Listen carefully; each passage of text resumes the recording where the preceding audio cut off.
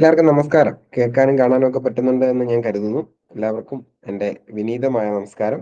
ഇന്നൊരു പ്രവൃത്തി ദിവസമാണ് അല്ലേ? ഇന്ന് ക്ലാസ്സൊക്കെ ഉള്ള ദിവസമാണ്. ജോലിക്ക് പോകുന്ന ദിവസമാണ്.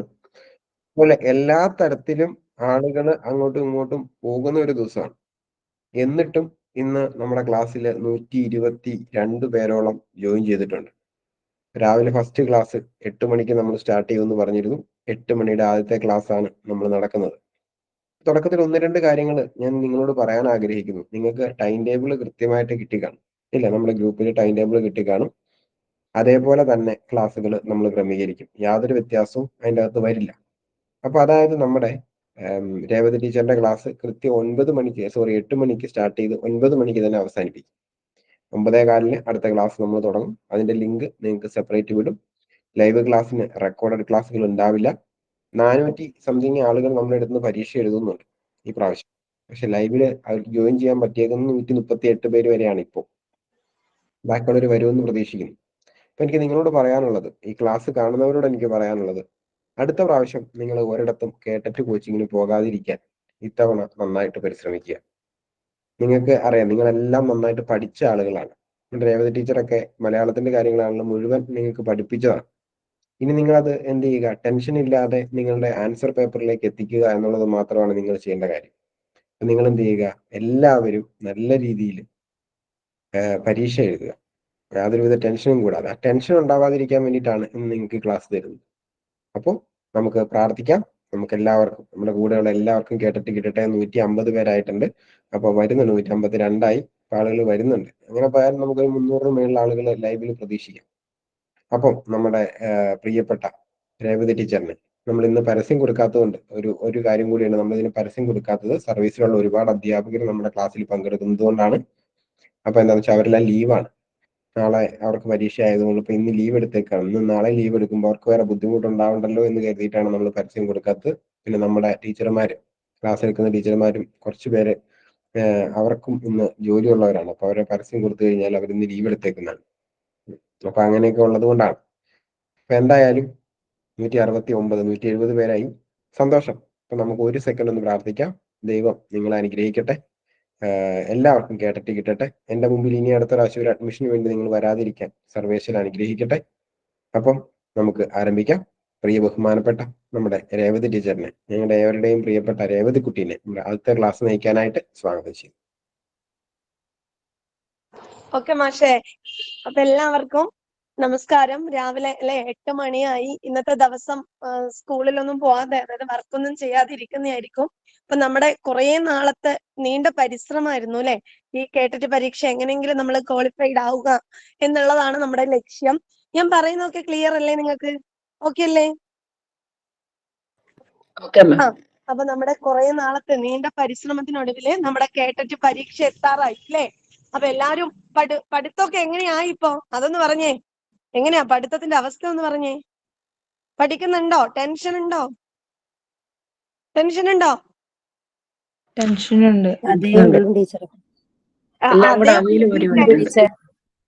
ടെൻഷനും കൊണ്ടൊന്നും ആരും പരീക്ഷയ്ക്ക് പോകരുത്. ഞാൻ എപ്പോഴും പറയുന്നത് പോലെ നിങ്ങൾ ഒന്ന് ശ്രദ്ധിച്ചു നോക്കി. എത്ര സിമ്പിള് പരീക്ഷ ശരിക്കും പറഞ്ഞാല് കേട്ടിട്ടെന്നറിയോ?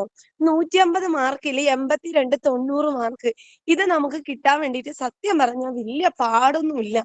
എല്ലാ വിഷയത്തിനും ഒരു കുറച്ച് മാർക്ക് നമുക്ക് കിട്ടിയാ പോരെ. പിന്നെ എല്ലാം പഠിച്ച് പൂർണ്ണമായും തേഞ്ഞ് പരീക്ഷയ്ക്ക് പോകുന്ന ആരുമില്ല. അപ്പൊ നമുക്ക് പഠിക്കുന്നതിന് ഇപ്പൊ നമ്മൾ കുറെ ക്ലാസ് കേട്ടു, കുറെ കാര്യങ്ങൾ നമ്മൾ പഠിച്ചു, എക്സാം എഴുതിയിട്ടുണ്ട്. ബാക്കി നമുക്ക് അവിടെ എത്തുമ്പോൾ ചോദ്യം കാണുമ്പോൾ ഉത്തരം വന്നോളൂ. അപ്പൊ ഇങ്ങനെ ടെൻഷൻ അടിച്ചു കഴിഞ്ഞാൽ നമുക്ക് എല്ലാം കൂടി കൺഫ്യൂഷൻ ആയി പോവുകയുള്ളൂ. ടെൻഷൻ ഒന്നും വേണ്ട. മലയാളത്തിന്റെ കാര്യത്തിൽ ഇപ്പൊ ടെൻഷൻ ഉണ്ടോ? മലയാളം നമ്മൾ അരച്ച് കളിച്ച് കുടിച്ച് കുറെ ക്വസ്റ്റ്യൻ ഒക്കെ പറഞ്ഞങ്ങ് പോയതാ. ടെൻഷൻ ഉണ്ടോ? അങ്ങോട്ടും ഇങ്ങോട്ടും മാറിപ്പോവുക. അത് കൃത്യമായിട്ട് നോക്കാത്തോണ്ടാണ്. മലയാളത്തിന്റെ കാര്യത്തില് നിങ്ങൾ പേടിക്കണ്ട. കുറച്ച് ഭാഗത്ത് ഒരേ സ്ഥലത്ത് തന്നെ നമ്മൾ വ്യാക്ഷേപകം, ദ്യോതകം, ഗതി ഇതൊക്കെ ഓരോ സ്ഥലത്ത് നമ്മൾ പഠിക്കുന്നുണ്ട്. പക്ഷെ ചോദ്യം വരുമ്പോൾ നിങ്ങൾക്ക് കൃത്യമായിട്ട് കാണും. ഇപ്പൊ എക്സാമ്പിൾ നിങ്ങൾക്ക് പേടിയുണ്ടോന്ന് ഞാനൊന്ന് നോക്കട്ടെ. നമ്മൾ 30 മാർക്കിന്റെ മലയാളം എക്സാം എഴുതാൻ പോവാണ്. എല്ലാരും റെഡി അല്ലേ? ഇപ്പൊ നമ്മൾ മലയാളത്തിന്റെ 30 മാർക്കിന്റെ എക്സാം എഴുതാൻ പോവാണ്. ഓക്കെ ഓക്കെ, ഞാൻ അപ്പൊ പ്രീവിയസ് കുറച്ച് ക്വസ്റ്റ്യൻസ് കാണിച്ചു തരാൻ പോകുന്നുണ്ട്. നിങ്ങൾ അതിനെ ആലോചിച്ച് പരീക്ഷയ്ക്ക് എങ്ങനെയാണോ അതുപോലെ എന്ത് ചെയ്യണം, നിങ്ങൾ ഉത്തരം പറയണം കേട്ടോ. അതുപോലെ ഉത്തരം പറയണം. 90 വേണം, പക്ഷെ 87, 88 അതൊക്കെ പാസ്റ്റ് ആണ്. ഇനി നമ്മൾ എന്ത് ചെയ്യാണ്, ശരിക്കും പഠിച്ച് ഇപ്രാവശ്യം സാറ് പറഞ്ഞതുപോലെ നമുക്ക് എന്ത് വേണം, കേട്ട് നമ്മൾ നേടണം. അപ്പൊ നമുക്ക് ക്വസ്റ്റ്യൻ എന്തായാലും നോക്കാം. ആദ്യം ഞാൻ ഗദ്യവും പദ്യവും നിങ്ങൾക്ക് ഞാൻ സമയം ഉണ്ടാവുമോ എന്നറിയില്ല. സമയം ഉണ്ടാവുമെങ്കിൽ അത് കാണിച്ചു തരാം കേട്ടോ. ഇല്ലെങ്കിൽ ബാക്കി ക്വസ്റ്റ്യൻ നോക്കാം. ഇപ്പൊ സ്ക്രീൻ കാണുന്നുണ്ടോ? യെസ് മാം, കാണുന്നുണ്ട്. ഓക്കെ, അപ്പൊ നമുക്കൊരു 20, 30 ക്വസ്റ്റ്യൻ 30 ക്വസ്റ്റ്യൻ നിങ്ങൾക്ക് ചെയ്യിക്കണം എന്നാണ് ഞാൻ വിചാരിക്കുന്നത്. പക്ഷെ നമുക്ക് എന്ത് ചെയ്യാം, ആദ്യം 20 മാർക്കിന്റെ ക്വസ്റ്റ്യൻ എവിടെ നിന്നാണ് എങ്ങനെയാണെന്ന് നോക്കാം. ക്വസ്റ്റ്യൻ നോക്കിയേ. തെറ്റ് ചെയ്താൽ ഉടൻ ശിക്ഷ എന്ന അർത്ഥത്തിൽ പ്രയോഗിക്കാവുന്ന പഴഞ്ചൊല്ല് ഏത്? താൻ കുഴിച്ച കുഴിയിൽ താൻ തന്നെ വീഴും, വിനാശകാലെ വിപരീത ബുദ്ധി, കൊടുത്താൽ കൊല്ലത്തും കിട്ടും, പാടത്തെ പണിക്ക് വരമ്പത്ത് കൂലി. ആലോചിച്ച് പറഞ്ഞാൽ മതി, എടുത്തുചാട്ടം വേണ്ട, ആലോചിച്ച് പറഞ്ഞു.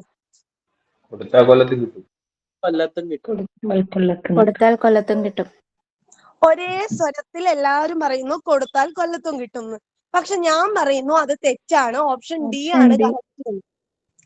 ഈ ഡിയോട് ഇവിടെ തെറ്റ് പറ്റിയില്ലേ? മലയാളത്തിന്റെ സിമ്പിൾ ആയ ഒരു പഴഞ്ചൊല്ലിന്റെ അർത്ഥം ചോദിച്ച് നിങ്ങൾക്ക് എന്തുകൊണ്ട് തെറ്റ് സംഭവിച്ചു?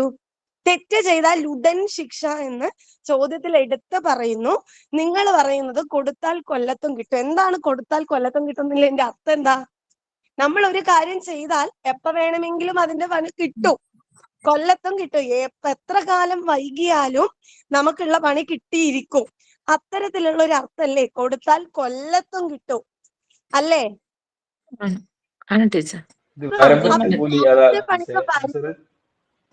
പറ. പാടത്തിന് വരമ്പത്ത് കൂലി. പാടത്തെ പണിക്ക് വരമ്പത്ത് കൂലി, അതാണ് ഇതിനോട് കൂടുതൽ ആപ്റ്റ് ആയിട്ട് നിൽക്കുന്നത്. കേട്ടിട്ടില്ല. അതാണ് ആദ്യമായിട്ട് കിട്ടുക. അല്ലാതെ കൊടുത്താൽ കൊല്ലത്തും കിട്ടുന്നോ, അല്ലെങ്കിൽ താൻ കുഴിച്ച കുഴിയിൽ താൻ തന്നെ വീഴുമെന്നോ, വിനാശകാലെ വിപരീത ബുദ്ധിയൊന്നും അല്ല. പാടത്തെ പണിക്ക് വരമ്പത്ത് കൂലി. പാടത്തെ പണി കഴിഞ്ഞു അപ്പൊ തന്നെ കൂലി കൊടുക്കുക. ഇതാണ് തെറ്റ് ചെയ്താൽ ഉടൻ ശിക്ഷ എന്ന ശൈലിയുടെ അർത്ഥം. എത്ര സിമ്പിൾ ക്വസ്റ്റ്യൻ. തെറ്റിയില്ലേ?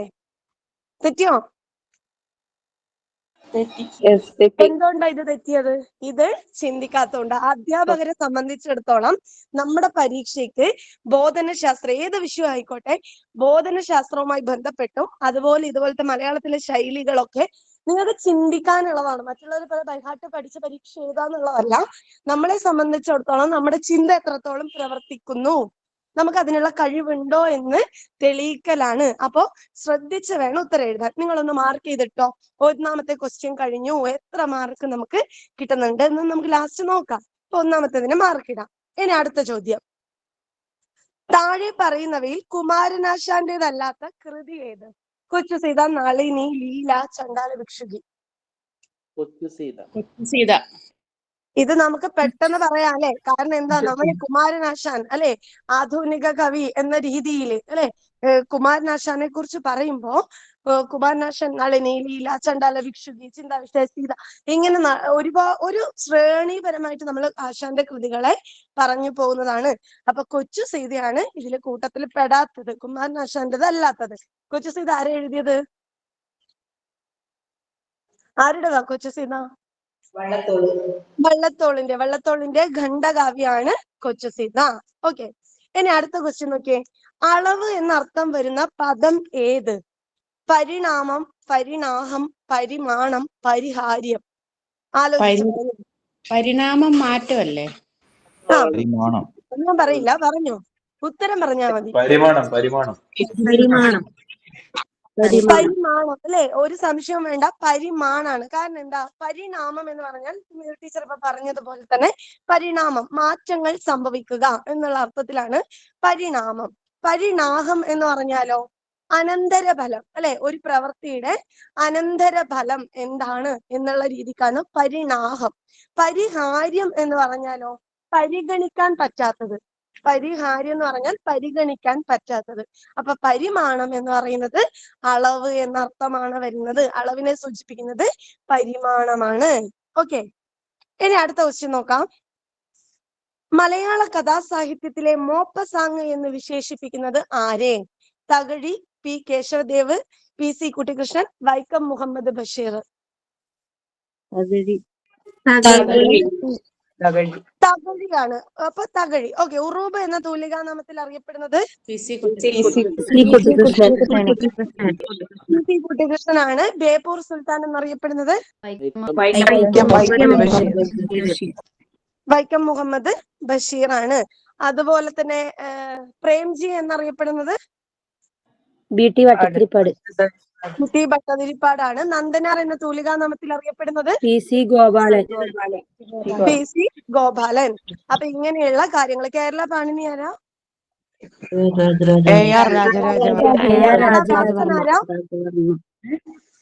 കേരള വ്യാസൻ കുഞ്ഞുകുട്ടൻ തമ്പുരാൻ. ഓക്കെ. അപ്പൊ മലയാള സാഹിത്യത്തിലെ കഥാസാഹിത്യത്തിലെ മോപ്പസാങ് എന്ന് വിശേഷിപ്പിക്കുന്നത് ആരെയാണ്? തകഴിയാണ്. ബേപ്പൂർ സുൽത്താനാണ്.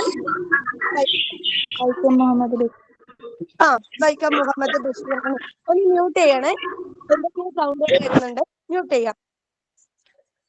അപ്പൊ ഉറൂബ് എന്ന തൂലികാനാമത്തിൽ അറിയപ്പെടുന്നത് PC കുട്ടിക്കൃഷ്ണനാണ്.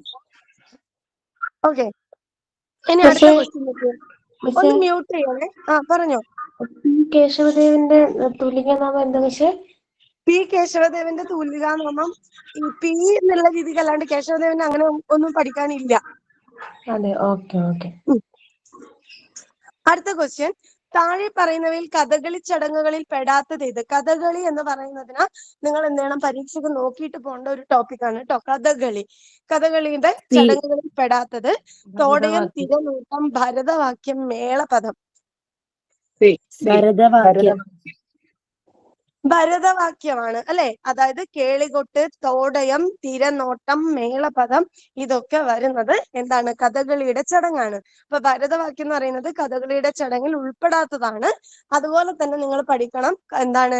കത്തി, തടി, കരി, മിനുക്ക് ഇങ്ങനെയുള്ള വേഷങ്ങളും ഇത് ഏതൊക്കെ കഥാപാത്രങ്ങൾക്കാണ് കൊടുക്കുന്നത് എന്നുള്ള കാര്യം നിങ്ങൾ എന്ത് ചെയ്യണം? പഠിച്ചു വെക്കണം കേട്ടോ. അപ്പൊ ഇതിനകത്ത് കഥകളി ചടങ്ങുകളിൽ പെടാത്തത് ഭരതവാക്യാണ്. ഈ ഭരതവാക്യം ചൊല്ലുക എന്ന ശൈലിയുടെ അർത്ഥം എന്താ? എപ്പോഴും കേട്ടറ്റ് പരീക്ഷയ്ക്ക് ആവർത്തിച്ചു വരുന്ന ഒരു ചോദ്യമാണ്. ഭരതവാക്യം ചൊല്ലുക എന്താണ് അർത്ഥം?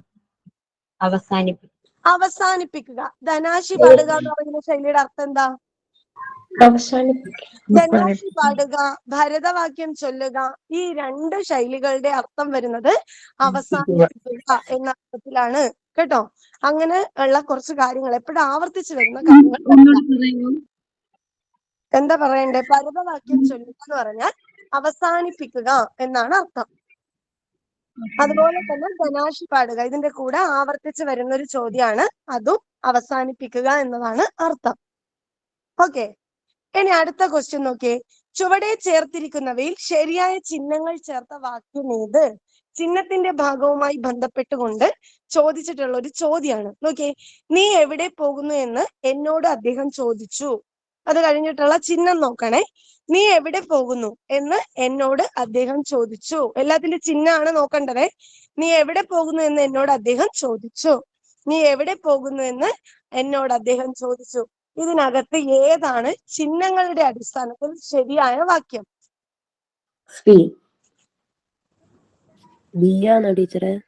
സിയോ?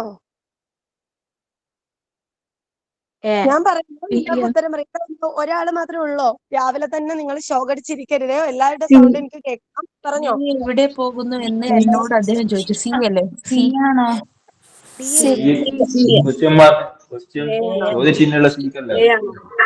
ഓപ്ഷൻ ബി അല്ലേ? ഇതാ വീണ്ടും നിങ്ങൾ അധ്യാപകരെ, നിങ്ങളോട് ചോദ്യം ഞാൻ ഒരു 1000 തവണ ഞാൻ വായിച്ചില്ലേ? ചുവടെ ചേർത്തിരിക്കുന്നവയിൽ ശരിയായ ചിഹ്നങ്ങൾ. ശരിയായ ചിഹ്നം. ഇത് വാക്യശുദ്ധി ഒന്നും അല്ല, ശരിയായ ചിഹ്നമാണ് ചോദിച്ചത്. എങ്ങനെയാ ഈ സിയും ഡിയും ഒക്കെ വരുന്നത്? ഓപ്ഷൻ എ അല്ലേ ഉത്തരം വരുന്നത്? നിങ്ങളൊന്ന് നോക്കിയേ. ആ സിയും ഡിയും ഒക്കെ പറഞ്ഞവർ എല്ലാവരും ഒന്ന് മ്യൂട്ട് ചെയ്തോ. ഇത് നോക്കിയേ. നീ എവിടെ പോകുന്നു എന്ന് എന്നോട് അദ്ദേഹം ചോദിച്ചു. വാക്യം പൂർത്തിയായി അവിടെ. അപ്പൊ നമ്മൾ ഫുൾ സ്റ്റോപ്പ് ഇട്ടു. എന്താ ഫുൾ സ്റ്റോപ്പിന്റെ പേര് മലയാളത്തില്? പൂർണ്ണവിരാമം അല്ലെ? പൂർണ്ണവിരാമം. പൂർണ്ണവിരാമം. വാക്യം അവസാനിക്കുമ്പോൾ അവിടെ നമ്മൾ പൂർണ്ണ വിരാമം ഇട്ട് കഴിഞ്ഞു. ഓക്കെ, ഇനി രണ്ടാമത് നോക്ക്. നീ എവിടെ പോകുന്നു? ആ തൊട്ടപ്പുറത്ത് നിൽക്കുന്ന ചിഹ്നത്തിന്റെ പേരെന്താ? ആശ്ചര്യചിഹ്നം. ആശ്ചര്യചിഹ്നം. ആശ്ചര്യ ചിഹ്നം മാത്രാണോ അതിന്റെ പേര്? മറ്റു പേരുകൾ പറഞ്ഞേ. വിക്ഷേപിണി. വിക്ഷേപിണി. പിന്നെയോ? വിക്ഷേപിണി. പിന്നെ വിക്ഷേപിണി, സ്തോഭ ചിഹ്നം, ആശ്ചര്യ ചിഹ്നം എന്നൊക്കെ അറിയപ്പെടുന്നത് ഈ ചിഹ്നമാണ്. അത് നമ്മൾ നീ എവിടെ പോകുന്നു എന്ന വാക്യത്തിന്റെ തൊട്ടടുത്തായിട്ടാണോ ഇടേണ്ടത്? അതിന്റെ സന്ദർഭം എവിടെയാ? പറഞ്ഞേ. അത്ഭുതം. ആശ്ചര്യം ചിന്തിക്കുന്ന അല്ലെ? ആശ്ചര്യ ചിഹ്നം ഇടുന്നത് ഹായ്. പിന്നെ അതുപോലെ തന്നെ എവിടെ? അയ്യോ. നമുക്ക് ആശ്ചര്യം വരുന്ന ഒരു സന്ദർഭത്തിലും അതുപോലെ തന്നെ അത്ഭുതം, സാഹസികം ഇങ്ങനെ വരുന്ന സ്ഥലങ്ങളിലല്ലേ നമ്മൾ ഇട്ടുകൊടുക്കും. അത് നമ്മൾ പഠിച്ചില്ലേ? ഹാവൂ എന്ന് പറയുമ്പോൾ വാക്യം പൂർത്തിയായി, എന്തോ ഒരു ആശ്വാസത്തിനുള്ള കാര്യം അവിടെ കിട്ടിയിട്ടുണ്ട് എന്നൊക്കെ നമ്മൾ പഠിച്ചതല്ലേ? അല്ലേ? പഠിച്ചോ? ആദ്യമായിട്ട് കേൾക്കാണോ ഇത്? അപ്പൊ എങ്ങനെയാ ഇവിടെ നീ എവിടെ പോകുന്നു എന്നുള്ളതിനിടയിൽ ഈ ആശ്ചര്യം, അത്ഭുതം, സാഹസികം എന്താ അവിടെ ഉള്ളത്? ഒന്നുമില്ല. അപ്പൊ ആ സ്തോഭ ചിഹ്നം അല്ലെങ്കിൽ വ്യാക്ഷേപകം, വിക്ഷേപണി ഈ ചിഹ്നത്തിന്റെ ആവശ്യം അവിടെ ഇല്ല. അത് കഴിഞ്ഞിട്ട് നോക്കൂ, ഒരു കോമയും കൂടി. എന്ന് എന്നോട് അദ്ദേഹം ചോദിച്ചു. അപ്പൊ ആ വാക്യം തെറ്റാണെന്ന് നമുക്ക് മനസ്സിലാക്കാം. അടുത്ത ക്വസ്റ്റ്യൻ നോക്ക്. നീ എവിടെ പോകുന്നു എന്ന് എന്നോട് അദ്ദേഹം ചോദിച്ചു. സി എങ്ങനെ ഉത്തരം വരുന്നത്? ഈ ചോദിച്ചു എന്നുള്ളത് ക്വസ്റ്റ്യൻ ആണോ? നീ എവിടെ പോകുന്നു അവിടെയാണ് ക്വസ്റ്റ്യൻ മാർക്ക് എങ്കിൽ ആ വാക്യം ശരിയാവുമായിരുന്നു, അല്ലെ? നീ എവിടെ പോകുന്നു എന്നുള്ളതാണ് ചോദ്യമെങ്കിൽ ഓക്കെ. എന്ന് അദ്ദേഹം ചോദിച്ചു എന്ന് പറയുന്നിടത്ത് എന്തിനാ അവിടെ ഒരു ചോദ്യചിഹ്നത്തിന്റെ ആവശ്യം? അത് തെറ്റാണ്. അപ്പൊ ചോദ്യചിഹ്നത്തിന്റെ മലയാളം എന്താ? കാഗു. കാഗു. കാഗു ആണ് ചോദ്യചിഹ്നം. അപ്പൊ അത് തെറ്റാണ്. ഇനി അടുത്ത ക്വസ്റ്റ്യൻ നോക്ക്. ഡി, നീ എവിടെ പോകുന്നു എന്ന് എന്നോട് അദ്ദേഹം ചോദിച്ചു. നേരത്തെ പറഞ്ഞ പോലെ ആശ്ചര്യ ചിഹ്നം ഇടേണ്ട സന്ദർഭം എല്ലാം അവിടെ കൊണ്ടുപോയിട്ട് ആ ചിഹ്നം ഇട്ടു. അപ്പൊ ഇതിനകത്ത് ആൻസർ ഏതാ വരുന്നേ? Option A. Option A. Option A അല്ലേ? എന്തുകൊണ്ടാ ഇവിടെ നമുക്ക് മിസ്റ്റേക്ക് വന്നത്? ഈ ക്വസ്റ്റ്യൻ ടഫ് ആണോ? ഭയങ്കര ബുദ്ധിമുട്ടുള്ള ക്വസ്റ്റ്യൻ ആയിരുന്നോ? ക്വസ്റ്റ്യൻ അല്ലേ? നമ്മൾ പഠിച്ച ചിഹ്നങ്ങളാണ്, പക്ഷെ നമുക്കത് തെറ്റിയെങ്കിൽ എന്തുകൊണ്ടാന്ന് ശ്രദ്ധിക്കാം. ഇതാ ഞാൻ പറഞ്ഞത്, നമുക്ക് ശ്രദ്ധ, നമ്മുടെ പരീക്ഷയെ സംബന്ധിച്ചിടത്തോളം നമ്മുടെ ശ്രദ്ധയെയാണ് മുൻനിർത്തിക്കൊണ്ടുള്ള ചോദ്യങ്ങൾ മാത്രമാണ് ഇടുന്നത്, ബാക്കിയുള്ളത് പോലെ അല്ല. ഇനി രണ്ട് കുത്താണെങ്കിലോ? വാക്യത്തിന്റെ മധ്യത്തിൽ രണ്ട് കുത്തുകൾ ഇട്ട് കൊടുക്കുന്നതാണ് ചിഹ്നത്തിന്റെ പേരെന്താ? അല്ലെ? ഭിത്തിക. ഇപ്പൊ APJ അബ്ദുൽ കലാം പറയാണ് നിങ്ങൾ സ്വപ്നം കാണൂ എന്നുള്ളത് ഞാൻ എടുത്തെഴുതുമ്പോ അവിടെ എന്ത് ചിഹ്നം ഞാൻ ചേർക്കും? Inverted comma. Inverted comma. അത് ഇംഗ്ലീഷ്. നമ്മൾ ഇന്ന് മലയാളത്തിൽ മലയാളം പറഞ്ഞു. ഉദ്ധരണി അല്ലെ? ഉദ്ധരണി ഇടും. ഓക്കെ. അപ്പൊ നമുക്ക് ബ്രാക്കറ്റിന് എന്താ മലയാളത്തിൽ പറയുന്നത്? വലയം. വലയം. സ്ക്വയർ ബ്രാക്കറ്റ് ആണെങ്കിലോ? കോഷ്ടം. ഇനി കോമയാണെങ്കിലോ? കോമയുടെ മലയാളം എന്താ? അല്പവിരാമം അല്ലെങ്കിൽ അങ്കുശം, അല്ലെ? അങ്കുശം. ഇനി അടുത്തത് ചിഹ്നങ്ങൾ നോക്കാം. ഇതൊക്കെ നമുക്ക് എളുപ്പത്തിൽ മാർക്ക് വാങ്ങാൻ പറ്റുന്ന ഏരിയയാണ്. സെമികോളന്റെ മലയാളം ഉണ്ടോ? ഏതാ? കുത്തും കോമയും കൂടെ വരുന്നതിന്റെ കുത്തും കോമയുടെ എന്താ മലയാളത്തിൽ എന്താ പറയാ? അർദ്ധവിരാമം അല്ലെങ്കിൽ രോധിനി.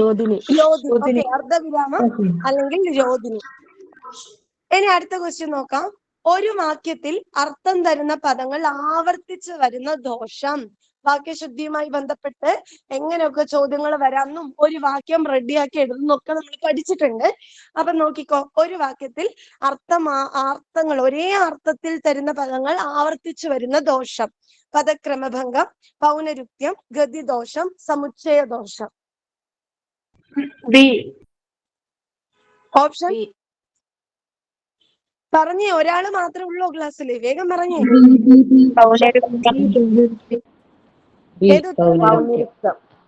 ബി. പൗനരുക്ത്യം അല്ലെ? ഓപ്ഷൻ ബി ആണ് കറക്റ്റ് ആയിട്ട് വരുന്നത്. നമ്മൾ പഠിച്ചിട്ടുണ്ട്. എന്തായാലും നമ്മുടെ പരീക്ഷയ്ക്ക് ചോദിക്കുന്ന ഒരു ചോദ്യമാണ്. എന്താണ്? വാക്യത്തിൽ വരുന്ന തെറ്റുകളെ തിരുത്തുക, ശരിയായ വാക്യം ഏത്, തെറ്റായ വാക്യം ഏത്. അതുപോലെ തന്നെ ഇതുപോലെ ഡയറക്റ്റ് ആയിട്ടും ക്വസ്റ്റ്യൻ വരാം. അപ്പൊ ഇതെല്ലാ രീതിയിലും പഠിച്ചു വെക്കാം. ഒരു വാക്യത്തില് നമ്മൾ ആദ്യം പറഞ്ഞിട്ടുണ്ട് 5 ദോഷങ്ങളാണ് വാക്യത്തിൽ സംഭവിക്കുക. അതിൽ ഒന്നാമത്തെ ദോഷാണ് പദക്രമ ഭംഗം അല്ലെ? പദങ്ങളുടെ സ്ഥാനം മാറുന്നത് മൂലമുണ്ടാകുന്ന ദോഷം. അപ്പൊ എങ്ങനെയാണ് ഒരു വാക്യത്തിൽ പദങ്ങളുടെ സ്ഥാനം? കർത്താവ്, കർമ്മം, ക്രിയ. കർത്താവ്, കർമ്മം, കർമ്മം, ക്രിയ ക്രിയ. അല്ലെ? അങ്ങനെ ഒരു സ്ഥാനമുണ്ട്. അപ്പൊ അത് തെറ്റുന്നത് മൂലം ഉണ്ടാകുന്ന ദോഷമാണ് എന്ന് നമ്മൾ പഠിച്ചിട്ടുണ്ട്. രണ്ടാമത്തത് പൗനരുക്ത്യം അഥവാ പുനരുക്തി.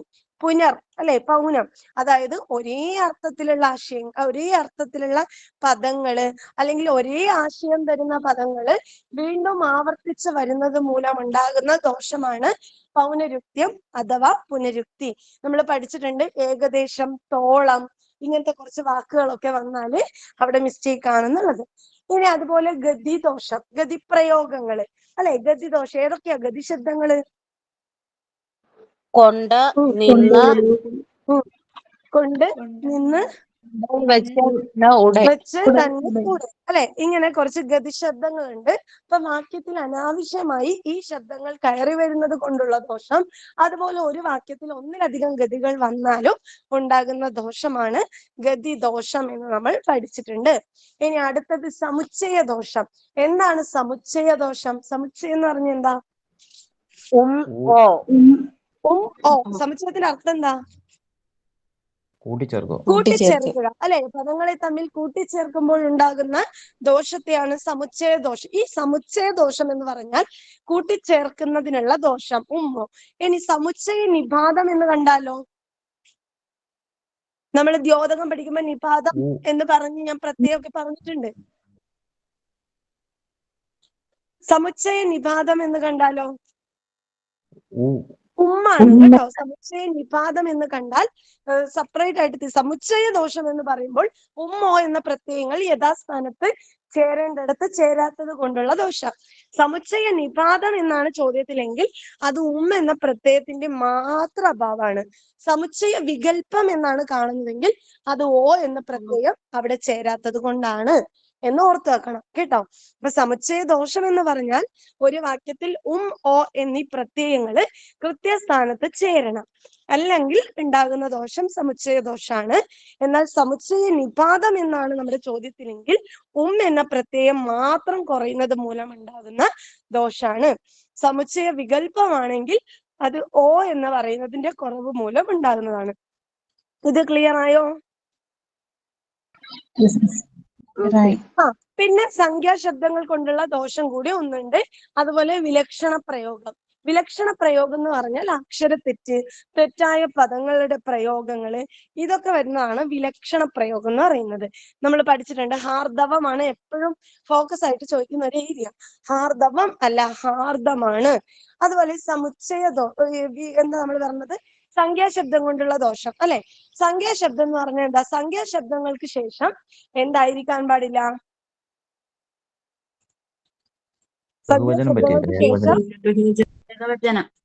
ഏകവചനമായിരിക്കണം. ബഹുവചനമായാൽ ആ വാക്യം തെറ്റായിരിക്കും. ഇത്രയുമായിട്ട് നമ്മൾ പഠിച്ചിട്ടുണ്ട്. ഇപ്പൊ വാക്യശുദ്ധി ഇതൊരു റിവിഷൻ ആയിട്ട് വേണം കാണാൻ വേണ്ടിയിട്ട്. നമ്മൾ ഇതുവരെ പഠിച്ച കാര്യങ്ങളെല്ലാം നമ്മൾ ഒന്നുകൂടി ഓർത്തെടുക്കാണ്. നെക്സ്റ്റ് ക്വസ്റ്റ്യൻ നോക്കാം. ഉപ്പ് തൊട്ട് കർപ്പൂരം വരെ. ഇതിൽ തൊട്ട് എന്ന പദം ഏത് വിഭാഗത്തിൽ പെടുന്നു? വിഭക്തി, കാരകം, ഗതി, സമാസം. ഉപ്പ് തൊട്ട് കർപ്പൂരം വരെ. ഇതിനകത്ത് തൊട്ട്. ഒരാളുടെ ഉത്തരം വന്നിട്ടുണ്ട്. പോരട്ടെ ഉത്തരം. 154, 156. ഇപ്പൊ എത്ര ആളായി അറിയില്ല. 158 ആളുകളുള്ള ഒരു ക്ലാസ് മുറിയിൽ ഒരാളുടെ ശബ്ദമാണ് കേൾക്കുന്നത്. ഗതിയാണോ? ഗതിയാണോ? പോയോ? ഗതിയാണോ? നിങ്ങൾ പഠിച്ച കാര്യത്തെ കുറിച്ച് നിങ്ങൾക്കൊരു ഉറപ്പില്ല. അതല്ലേ നമുക്ക് ആദ്യം വേണ്ടത്. നമ്മൾ പഠിച്ചതാണ്, നമുക്ക് തെളിയിക്കാം. ഗതിയാണോ എന്ന് ചോദിച്ചാൽ ആണോ അല്ലയോ? അതെ, ഗതിയാണ്. എന്തുകൊണ്ട് ഗതിയാണ്? അപ്പൊ ബാക്കിയുള്ളത് വിഭക്തി എന്തുകൊണ്ടായിക്കൂടാ? വിഭക്തി എന്ന് പറഞ്ഞാൽ എന്താ?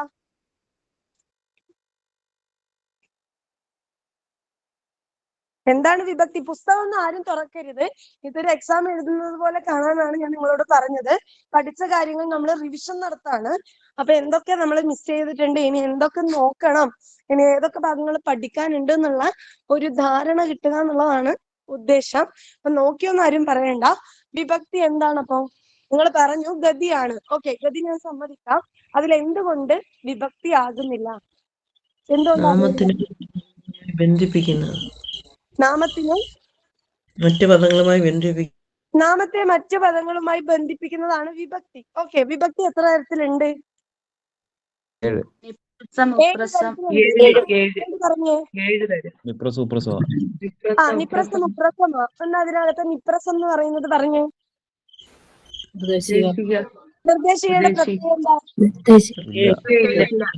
ഗതിയില്ല, വിഭക്തിയില്ല. വിഭക്തിയില്ല. ഓക്കെ, നിർദ്ദേശിക. രണ്ടാമത്തത് പ്രതിഗ്രാഹിക. പ്രതിഗ്രാഹിക പ്രത്യേകത എന്താ? പ്രതിഗ്രാഹിക എ ആണ്. ഓക്കെ, മൂന്നാമത്തത് ഓട്. സംയോജിക എന്ന് പറഞ്ഞാൽ ഓട്. ഓക്കെ, അപ്പൊ നിപ്രസം അങ്ങ് കഴിഞ്ഞു. ഇനി ഉപ്രസം ഊ.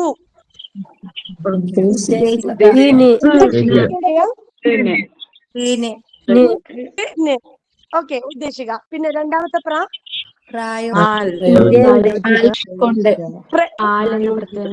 പ്രയോജിക. പ്രയോജികയുടെ പ്രത്യേകം ആല് അല്ലെ? പ്രയോജിക ആല്. ഓക്കെ, അതിന് അടുത്തത് സംബന്ധിക.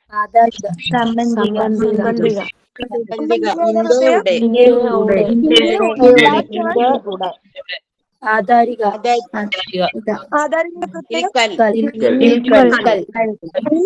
ഓക്കെ, അപ്പൊ വിഭക്തി പ്രത്യയങ്ങൾ ചില ആളുകൾക്ക് അങ്ങോട്ടും ഇങ്ങോട്ടും മാറിപ്പോകുന്നുണ്ട് അത്രേ. ഞാൻ കേട്ടിട്ടുണ്ട്, നിങ്ങൾ പറയുന്നത് കേട്ടു.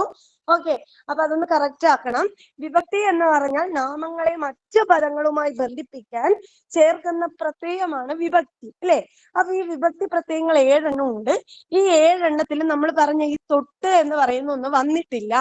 അതുകൊണ്ട് തന്നെ അത് വിഭക്തിയല്ല. ഓക്കെ, ഇനി അടുത്തത് നോക്കിയേ, കാരകം. അപ്പൊ കാരകം എന്ന് പറഞ്ഞാൽ എന്താ? കാരകം കൈക്കൂടെ തൊട്ട്? കാരകം എന്ന് പറഞ്ഞാൽ എന്താ?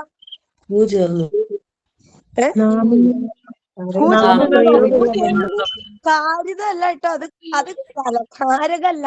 കൂ ചേരുന്നത് കാരിതാണ്. അത് നമ്മുടെ ക്രീഡ ഭാഗത്താണ്. മാറിപ്പോവരുതേ. കാരിത അപ്പുറത്ത്, നമ്മുടെ കൂ ചേരുന്നത് വേറെ. ഇത് കാരകം. കാരകം എന്ന് പറഞ്ഞാലോ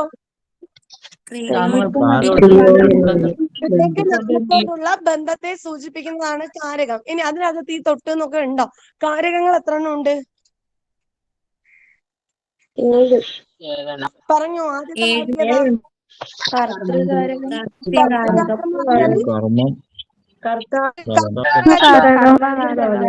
ക്രിയക്കകത്ത് കർത്താവിനാണ് പ്രാധാന്യം കൊടുക്കുന്നത്. അത് കർത്തൃകാരകം. രണ്ടാമത്തത് കർമ്മത്തിന് പ്രാധാന്യം. ചെയ്യുന്ന കർമ്മത്തിന് പ്രാധാന്യം. ഒരു കർമ്മത്തിനായിരിക്കും അതിനകത്ത് പ്രാധാന്യം കൊടുക്കുന്നത്. ഓക്കെ, കർത്തൃകാരകം. മൂന്നാമത്തത് കരണകാരകം എന്ന് പറഞ്ഞാല് സഹായിക്കാൻ ഉപയോഗിക്കുന്ന ഉപകരണം. ഒരു ക്രിയ ചെയ്യാൻ എന്തോ ഒരു ഉപകരണത്തെ ആശ്രയിക്കുന്നു, അല്ലെ? കാരണം ശ്രദ്ധിച്ച് വായിക്കണം. കാരണം കരണമൊന്നും മാറിപ്പോവരുത്. ചിഹ്നങ്ങളെല്ലാം കൃത്യമായിട്ട് നോക്കണം. ഇപ്പൊ കരണകാരകം എന്ന് പറഞ്ഞാൽ ഉപകരണമാണ്. കർത്താവിന് ഒരു ക്രിയ ചെയ്യാൻ ചില ഉപകരണങ്ങളുടെ ആവശ്യമുണ്ട്. പാമ്പു വടിയാൽ പാമ്പിനെ കൊന്നു എന്ന് പറഞ്ഞാൽ അവിടെ രാമു എന്ത് ചെയ്തു? ഒരു ക്രിയ ചെയ്യാൻ വടി എന്ന ഉപകരണത്തെ എടുത്തിട്ടുണ്ട്. അടുത്തത് നാലാമത്തത് കാരണകാരകം. കർത്താവിന് ഒരു ക്രിയ ചെയ്യാൻ ഒരു കാരണം ഉണ്ടായിട്ടുണ്ട്, അല്ലെ? മുഖം വിറച്ചു. എന്തിനാ മുഖം വിറച്ച? ദേഷ്യം കൊണ്ട്. ദേഷ്യത്താൽ മുഖം വിറച്ചു. മുഖം ചുവന്നു. നാണത്താൽ മുഖം ചുവന്നു. എന്താണ് മുഖം ചുവക്കാനുള്ള കാരണം? നാണാണ്. ഇങ്ങനെ വരുന്നത് കാരണകാരകം. ഓക്കെ, 4 പിന്നെ അടുത്ത അഞ്ചാമത്തത് സാക്ഷികാരകം. ഓക്കെ, സാക്ഷികാരകം എന്ന് പറഞ്ഞാല് എന്താ? സാക്ഷികാരകം ക്രിയക്കെതിരെ ഒരാൾ കാണും. ക്രിയ ചെയ്യുന്ന ആൾക്കെതിരെ ഒരാളുണ്ടാവും ഇല്ലേ? എപ്പോഴും ഇപ്പൊ ഞാൻ എന്ത് ചെയ്താലും അതിനൊക്കെ സാക്ഷിയാരാണ്? സാക്ഷിയായിട്ട് ഒരാളുണ്ട്. അപ്പൊ ഞാൻ പറയാണ്, ഞാൻ ആരോടാണ്? ഞാൻ ദൈവത്തോട് പ്രാർത്ഥിച്ചു, നിങ്ങൾക്ക് എല്ലാവർക്കും കേട്ടിട്ട് കിട്ടട്ടെ എന്ന് ഞാൻ ദൈവത്തോട് പ്രാർത്ഥിക്കുന്നു. അതുപോലെ തന്നെ ഞാൻ നിങ്ങളോട് പറഞ്ഞു. ഇങ്ങനെ ഒരാളോട് നമ്മൾ എതിരെ നിന്ന് പറയുമ്പോഴാണ് ഓട് അല്ലെ, അതാണ് സാക്ഷി എന്ന് പറയുന്നത്. ഇനി അടുത്തത് സ്വാമികാരകം എന്ന് പറഞ്ഞാല് ഒരു ക്രിയ അച്ഛനും മകനെ ഉപദേശിച്ചു. ഒരാളെ ലക്ഷ്യം വെച്ച് പറയുന്നത്. അത് തന്നെ സ്വാമികാരകം എന്ന് പറഞ്ഞാല്, അതായത് ആരെയോ ഒരാളെ ലക്ഷ്യം വെച്ചുകൊണ്ട് ഒരു പ്രവൃത്തി ചെയ്യുന്നു അല്ലെ? ആരെയോ ഒരാളെ ലക്ഷ്യം വെച്ചുകൊണ്ട് കർത്താവ് പ്രവൃത്തി ചെയ്യുന്നു. ഇപ്പൊ അച്ഛൻ മകന് ഉപദേശം കൊടുത്തു, മകന്റെ നല്ലതിന് വേണ്ടിയിട്ട് അച്ഛൻ എന്ത് ചെയ്യുന്നു? ഉപദേശം കൊടുത്തു അല്ലെ? സ്വാമിമാർക്ക് ഒരു പ്രത്യേകത എന്താ? അവരെല്ലാം മറ്റുള്ളവർക്ക് വേണ്ടി കൊടുത്തു പോകുന്നവരല്ലേ? അപ്പൊ പഠിക്കാൻ വേണ്ടിയിട്ട് മറ്റൊരാൾക്ക് വേണ്ടി പുസ്തകം കൊടുത്തു. ഇതൊക്കെ വരുന്നത് സ്വാമികാരകം. ലാസ്റ്റ് വൺ കഴിഞ്ഞോ? 7 ആയോ? ഏതാണ്? അധികാരം. അപ്പൊ അധികരണകാരകം എന്ന് പറഞ്ഞാൽ എന്താ? അധികാരത്തെ അധികാരമല്ല, അധികരണം. അതായത് ഒരു പ്രവൃത്തിക്ക് പൂർണ്ണമായ അർത്ഥം. അത് തന്നെ, ക്രിയയുടെ അർത്ഥത്തെ ഒന്നുകൂടി ഉറപ്പിച്ച് പറയുക. അതായത് കുരങ്ങൻ വീണു എന്ന് പറയുന്ന ഒരു ക്രിയ. അപ്പൊ കുരങ്ങൻ എവിടെ നിന്ന് വീണേ? മരത്തിൽ നിന്ന് വീണു. കള്ളൻ വീട്ടിൽ കയറി. കള്ളൻ എവിടെയാ കയറി? വീട്ടിൽ കയറി. അപ്പോ ഒരു ക്രിയയുടെ അർത്ഥത്തെ ഒന്നുകൂടി ഉറപ്പിച്ച് ആശയം വ്യക്തമാക്കി തരുന്നതാണെങ്കിൽ അത് അധികരണകാരകം. ഓക്കെ ഓക്കെ ആണോ? ഇതൊക്കെ പുതിയതായിട്ട് കേൾക്കുന്നതാണോ? അതെയോ? അല്ല. അപ്പൊ പിന്നെ എന്താ എപ്പോഴും ഒരു എനർജി ഒന്നും ഇന്ന് കാണുന്നില്ലല്ലോ. അല്ലെങ്കിൽ നമ്മുടെ ക്ലാസ്സിൽ അങ്ങ് ഫുള്ള് ആക്റ്റീവായിട്ട് ഇങ്ങനെ വരുന്നവരുടെ ഒന്നും സൗണ്ട് ഇന്ന് കേൾക്കുന്നില്ല. ഇനി അടുത്തത് ഗതിയാണ്. ഗതി നമ്മൾ പറഞ്ഞു നേരത്തെ. ഓക്കെ, ഇനി സമാസാണോ ഇത്? തൊട്ട് സമാസാണോ? അല്ല. എന്തുകൊണ്ടാ അത് സമാസം അല്ലാത്തത്? സമാസം എന്ന് പറഞ്ഞ എന്താ? തെറ്റിക്കോട്ടെ, നിങ്ങൾ പറഞ്ഞോ എന്താ സമാസം? നിങ്ങൾ പഠിച്ചു വെച്ച കാര്യങ്ങൾ പറഞ്ഞാൽ മതി. വിഭക്തിക്കുറി കൂടാതെയുള്ള പദപ്രയോഗം. അതന്നെ, വിഭക്തി പ്രത്യയങ്ങൾ നമ്മൾ 7 പഠിച്ചു അല്ലേ? ഈ വിഭക്തി പ്രത്യയങ്ങൾ ഒന്നും ചേർക്കാണ്ട് 2 പദങ്ങളെ തമ്മിൽ ബന്ധിപ്പിച്ച് പറയുക എന്നുള്ളതാണ് സമാസത്തിന്റെ അർത്ഥം. അപ്പോ തലവേദന എന്ന് പറയുന്ന ഒരു വാക്കെടുക്കാം. നമ്മൾ എങ്ങനെ അതിനെ വിഗ്രഹിച്ച് പറയും? തലയിലെ വേദന. തലയിലെ വേദന അല്ലെ? അതല്ലേ എ എന്ന പ്രതിഗ്രാഹിക വിഭക്തിയാണത്. അവയെ ഒഴിവാക്കിക്കൊണ്ട് തലവേദന.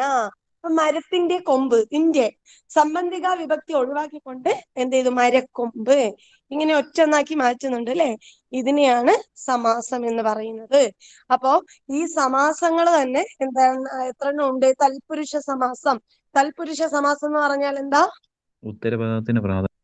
അത് തന്നെ, വിഗ്രഹിക്കുമ്പോൾ ഉത്തരപദത്തിന് പ്രാധാന്യം കൊടുക്കുന്നു. മാത്രല്ല, നിങ്ങൾക്ക് താഴെ തന്നിരിക്കുന്നവയിൽ സമാസത്തിനുള്ള ഉദാഹരണം ഏത്? തൽപുരുഷ സമാസം ഏത് എന്ന് ചോദിച്ചാൽ നിങ്ങൾക്ക് എളുപ്പത്തിൽ കണ്ടുപിടിക്കാം. ഈ വിഭക്തി പ്രത്യയങ്ങളൊക്കെ നമ്മൾ വിഗ്രഹിച്ചെഴുതുമ്പോൾ വിഭക്തി പ്രത്യയങ്ങൾ വാക്യത്തിനകത്ത് കടന്നു വരുന്നുണ്ടെങ്കിൽ അത് പിന്നെ ഒന്നും നോക്കണ്ട, എല്ലാം തൽപുരുഷ സമാസാണ്. ഇപ്പൊ തലവേദന എന്ന് പറയുന്നത് അതിൽ വിഭക്തി പ്രത്യയം ഉണ്ട് അല്ലെ? അതുകൊണ്ട് അത് തൽപുരുഷനാണ് എന്ന് മനസ്സിലാക്കാം. മരക്കൊമ്പ്, മരത്തിന്റെ, അത് തൽപുരുഷനാണ്. അപ്പൊ 7 തരത്തിലുള്ള വിഭക്തി പ്രത്യയങ്ങൾ വിഗ്രഹിക്കുമ്പോൾ ഒരു പദത്തിനകത്ത് കാണുന്നുണ്ടെങ്കിൽ അത് മൊത്തം തൽപുരുഷ സമാസാണ് എന്ന് ഓർക്കുക. രണ്ടാമത്തത് ദ്വന്ദ്വ സമാസം. എന്താ ദ്വന്ദ്വ സമാസം? സ്പീഡിലേക്ക് വാ. അല്ലെ, 2 പദങ്ങൾക്ക് തുല്യ പ്രാധാന്യം കൊടുക്കുന്നതാണ് ദ്വന്ദ്വ സമാസം. കൈ, കാലുകൾ, രാമലക്ഷ്മണൻ അല്ലെ, ഇങ്ങനെ പറയുന്നത് ദ്വന്ദ്വം. ഇനി മൂന്നാമത്തെ സമാസം ഏതാ? ബഹുവ്രീഹി എന്ന് പറഞ്ഞാലോ? ബഹുവ്രീഹി സമാസം. പൂർവ്വ ഉത്തരപദങ്ങൾക്ക് പ്രാധാന്യം കൊടുക്കാതെ അന്യപദങ്ങൾക്ക് പ്രാധാന്യം കൊടുക്കുന്നു അല്ലെ? നീലകണ്ഠൻ, നീലയായ ഖണ്ഡത്തോട് കൂടിയവൻ ആരോ അവൻ ശിവനാണ്. ചക്രപാണി മഹാവിഷ്ണു ആണ്. ചക്രം പാണിയിലുള്ള ചക്രം കയ്യിലിടുന്നവൻ ആരോ അവനാണ്. അപ്പൊ ചക്രപാണി. ഓക്കെ, ഇനി അടുത്ത കർമ്മധാരയൻ സമാസാണെങ്കിലോ? വിശേഷണത്തെയാണ്. വിശേഷണമായിട്ട് വരുന്നത് അല്ലെ. അതിനകത്ത് എപ്പോഴും ആയ എന്ന പ്രത്യയം നമുക്ക് കാണാം. ഇപ്പൊ മഹർഷി, മഹാനായ ഋഷി, മഞ്ഞക്കിളി, മഞ്ഞയായ കിളി. അപ്പം ഈ ആയ എന്ന പ്രത്യയവും അതിന്റെ കൂടെ ചേർന്ന് വരുന്ന പദങ്ങളാണെങ്കിൽ, പൂർവ്വപദം വിശേഷണമാണെങ്കിൽ അതാണ് കർമ്മധാരയൻ സമാസം എന്ന് പറയുന്നത്. ഓക്കെ, ഇനി അടുത്തത് ഔവൈഭാവൻ സമാസാണെങ്കിലോ? ഔവൈഭാവൻ സമാസം പൂർവ്വപദത്തിന് പ്രാധാന്യം നൽകുന്നത്. വിഗ്രഹിക്കുമ്പോൾ പൂർവ്വപദത്തിന് പ്രാധാന്യം കൊടുക്കുന്നത് ഔവൈഭാവൻ. അതായത് അത് പ്രത്യേകത എന്താന്ന് നോക്കിയാല്, ഇപ്പൊ യഥേഷ്ടം, യഥോചിതം ഇങ്ങനെയുള്ള വാക്കുകൾ നോക്കാം. അപ്പൊ അത് എന്ത് ചെയ്തു? വിഗ്രഹിക്കുമ്പോൾ യഥേഷ്ടം എന്തായി മാറി? ഇഷ്ടം പോലെ. ഇഷ്ടം പോലെ. യഥോചിതം എന്തായിട്ട് മാറി? ഉചിതം പോലെ. നമ്മൾ ഒരു പദത്തിന്റെ ഉത്തരപദമായി വരുന്നതാണ് വിഗ്രഹിക്കുമ്പോൾ പൂർവ്വപദമായിട്ട് മാറ്റപ്പെടുന്നത് അല്ലെ. യഥേഷ്ടം, ആ അവസാനത്തെ ഇഷ്ടാണ് ആദ്യം പോയി നിൽക്കുന്നത്. അപ്പൊ ഇങ്ങനെ ഒരു മാറ്റം കണ്ടാൽ അതാണ് ഔവൈഭാവൻ സമാസം. ലാസ്റ്റ് വൺ ദ്വിഗു സമാസം. ദ്വിഗു എന്ന് പറഞ്ഞാലോ?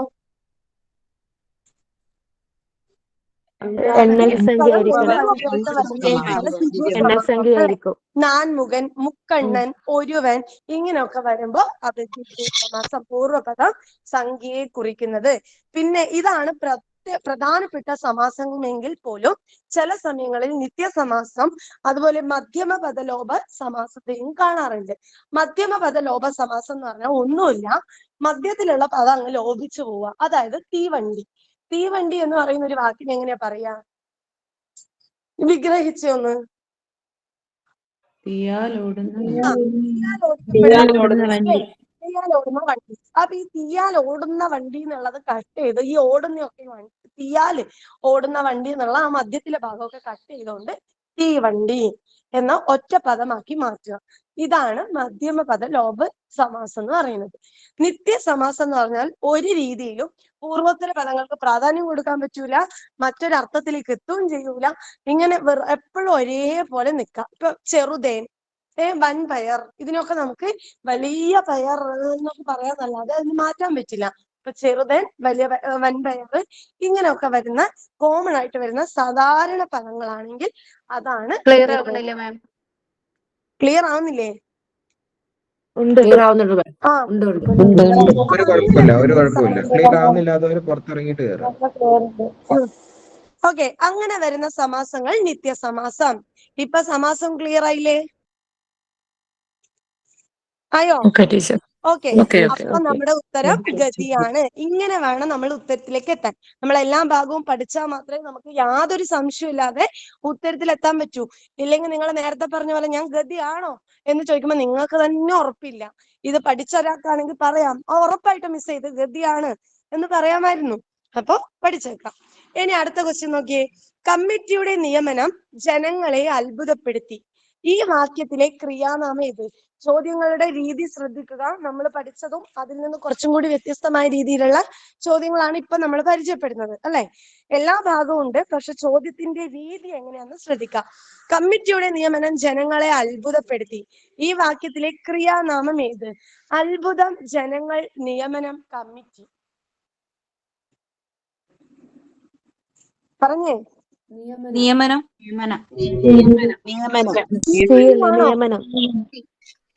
ആണോ? നിയമനമാണ് അല്ലെ. അത്ഭുതം നിർമ്മിക്കുക എന്നുള്ളതാണ് എന്ത് ക്രിയയിലെ ക്രിയാനാമം എന്ന് പറയുന്നത്. അപ്പൊ നാമൊക്കെ നമ്മൾ ഫസ്റ്റ് ക്ലാസ്സിൽ നല്ല സൂപ്പർ ആയിട്ട് പഠിച്ചിട്ടുണ്ട്. ഓർക്കണം, ശബ്ദം എന്നും വർണ്ണങ്ങൾ കൂടിച്ചേർന്ന അക്ഷരം. ഞാൻ പറയുമ്പോ എന്തെങ്കിലും ഓർമ്മ കിട്ടുന്നുണ്ടോ? വർണ്ണങ്ങൾ കൂടിച്ചേർന്ന അക്ഷരവും അക്ഷരം കൂടിച്ചേർന്ന പദങ്ങളും, പദങ്ങളെ നമ്മൾ വാചകമെന്നും ദ്യോതകമെന്നും തിരിച്ചു എന്നും, വാചകത്തെ നാമം ക്രിയ ഭേദകമെന്ന് തിരിച്ചൊക്കെ ഓർമ്മയുണ്ടോ? ഒരു പറഞ്ഞു പോയില്ലേ? ഉണ്ടോ? അപ്പൊ അതിനൊക്കെ ഇന്ന് ആലോചിച്ച് വെക്കുക. എല്ലാത്തിന്റെയും പ്രത്യയങ്ങൾ വെച്ച് നോക്കണം. ഇനി അടുത്ത ക്വസ്റ്റ്യൻ നോക്കിയേ. ചന്ദ്രസമാനം വിഭക്തി ഏത്? പറഞ്ഞു. ഉദ്ദേശിക, സംയോജിക, നിർദ്ദേശിക, സംബന്ധിക. വിഭക്തി നേരത്തെ ഞാൻ പറഞ്ഞതുകൊണ്ട് ഒന്നുകൂടി എക്സ്പ്ലെയിൻ ചെയ്യില്ല. ചന്ദ്രസമാനത്തിന്റെ വിഭക്തി ഏത്? ഉദ്ദേശികയാണോ, സംയോജികയാണോ, നിർദ്ദേശികയാണോ, സംബന്ധികയാണോ? ഉദ്ദേശിക. ഉദ്ദേശികയാണോ? ഉദ്ദേശിക. നിർദ്ദേശിക. നിർദ്ദേശികയാണോ? നിർദ്ദേശിക. നിർദ്ദേശിക. നിർദ്ദേശിക. ഇവിടെ പ്രത്യേക വിഭക്തി ഇല്ലല്ലോ ടീച്ചറെ. വിഭക്തി ഇല്ലല്ലോ ടീച്ചറെ, അതുകൊണ്ട് നിർദ്ദേശിക. ഓക്കെ, ഞാൻ പറയുന്നു ഇത് എന്താ നിർദ്ദേശികയല്ല, മറിച്ച് എന്താണ്, സംയോജികയാണ്. സംയോജികയാണ് എന്നാണ് ഞാൻ ഇതിനെ പറയുന്നത്. നിങ്ങൾ ശ്രദ്ധിച്ചേ, ചന്ദ്രസമാനം എന്ന് പറയുന്ന പദത്തിന്റെ അർത്ഥം എന്താ? ചന്ദ്രനോട് സാമ്യമുള്ളത്, അല്ലെ? ചന്ദ്രനോട് സമാനമായത്. നന്ദു ചായ കുടിച്ചു എന്ന പദത്തിലെ വിഭക്തി ഏത്? അപ്പൊ നിങ്ങൾക്ക് പറയാം അത് നിർദ്ദേശികയാണ്. നാമത്തെ മറ്റൊരു പദവുമായിട്ട് യാതൊരു തരത്തിലുള്ള ബന്ധവും അതിനകത്തില്ല. എങ്ങനെയാണ് ചന്ദ്രസമാനം വരുമ്പോ അത് നിർദ്ദേശിക്കാന്നത്?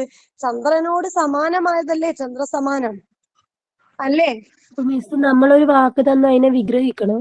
നമുക്ക് തന്നിരിക്കുന്ന പദത്തിന്റെ അർത്ഥത്തെ നോക്കിക്കൊണ്ട് വേണം നമ്മൾ എല്ലാം ചെയ്യാൻ. ഞാൻ വിഗ്രഹിക്കുമ്പോഴും പിരിച്ചെഴുതുമ്പോഴും നമുക്ക് തന്നിരിക്കുന്ന പദം എന്താണോ അത് നോക്കിയിട്ട് വേണം നമ്മൾ ചെയ്യാൻ വേണ്ടിയിട്ട്. അപ്പോ നന്ദു ചായ കുടിച്ചു, രാമു ചായ കുടിച്ചു എന്നുള്ള വാക്ക് മാത്രമേ ഉള്ളൂ എങ്കിൽ അവിടെ നമുക്ക് എന്ത് പറയാം? അവിടെ വിഭക്തി ഇല്ല, നിർദ്ദേശിക്കുകയാണ്. പക്ഷെ ഇവിടെ ചന്ദ്രസമാനം എന്ന് കേൾക്കുമ്പോ ചന്ദ്രനോട് സമമായിട്ടുള്ളത്, ചന്ദ്രനോട് സാമ്യപ്പെടുത്തിക്കൊണ്ട് എന്നുള്ള അർത്ഥത്തിലാണ് വരുന്നത്. അപ്പൊ ചന്ദ്രനോട്, അല്ലെ? ചന്ദ്രനോട് സമാനമായത്. അപ്പൊ ഇതിനകത്ത് വിഭക്തി ഏതാ? ഓട് എന്ന വിഭക്തി. ഓട് വരും. അപ്പൊ ഒന്നുമല്ല, തന്നിരിക്കുന്ന പദത്തെ നോക്കാം, എന്നിട്ട് രണ്ട് നാമത്തെ മറ്റൊരു പദവുമായിട്ട് ഡയറക്റ്റ് ആയിട്ട് ബന്ധിപ്പിച്ച് പോവുകയാണെങ്കിൽ അവിടെ നമ്മൾ എന്ത് ചെയ്യണം? വിഭക്തി നോക്കാം. നന്ദു ചായ കുടിച്ചു, നന്ദു പഠിക്കുന്നു, ഇങ്ങനെയുള്ള കോമൺ ആണെങ്കിൽ നമുക്കറിയാം അവിടെ ഒന്നും ബന്ധിപ്പിക്കുന്നില്ല. പക്ഷെ ഇതുപോലുള്ള പദങ്ങൾ തന്നിട്ട് നിങ്ങളോട് ചോദിക്കുകയാണെങ്കിൽ നിങ്ങൾ അതിന്റെ അർത്ഥത്തെ വിഗ്രഹിക്കാം. ചന്ദ്രനോട്, ഇന്ത്യ ഉടയൊക്കെ വന്നുകൊണ്ടാണ് വരുന്നതെങ്കിൽ അതെന്താണ്? വിഭക്തിയുടെ പ്രത്യയം നോക്കിയിട്ട് വേണം ചെയ്യാൻ വേണ്ടിയിട്ട്. ക്ലിയർ ആയോ? അപ്പൊ നിങ്ങൾക്കത് മനസ്സിലാക്കാൻ വേണ്ടിയിട്ടാണ് ഈ വക ചോദ്യങ്ങൾ എടുത്തിട്ടുള്ളത്. ഇങ്ങനെയും ചോദിച്ചാൽ നിങ്ങൾക്ക് അത് തെറ്റ് പറ്റരുത്. ഇപ്പൊ ചന്ദ്രസമാനം ഉദ്ദേശികയുടെ വിഭക്തി പ്രത്യയം എന്താ? വേഗം പറഞ്ഞേ. ഉദ്ദേശിക സംയോജിക ബോധമാണ്, സംബന്ധിക ഇന്ത്യയുടെയാണ്. ഓക്കെ, ഇനി അടുത്ത നോക്കിയേ. വെൾ പ്ലസ് നിലാവ്, വെള്ളധികം നിലാവ്, വെണ്ണിലാവ് ഏത് സന്ധിക്ക് ഉദാഹരണമാണ്? പെട്ടെന്ന് പോരട്ടെ ഉത്തരം. 8:42 9 മണിക്ക് നിർത്തണം. പറഞ്ഞോ.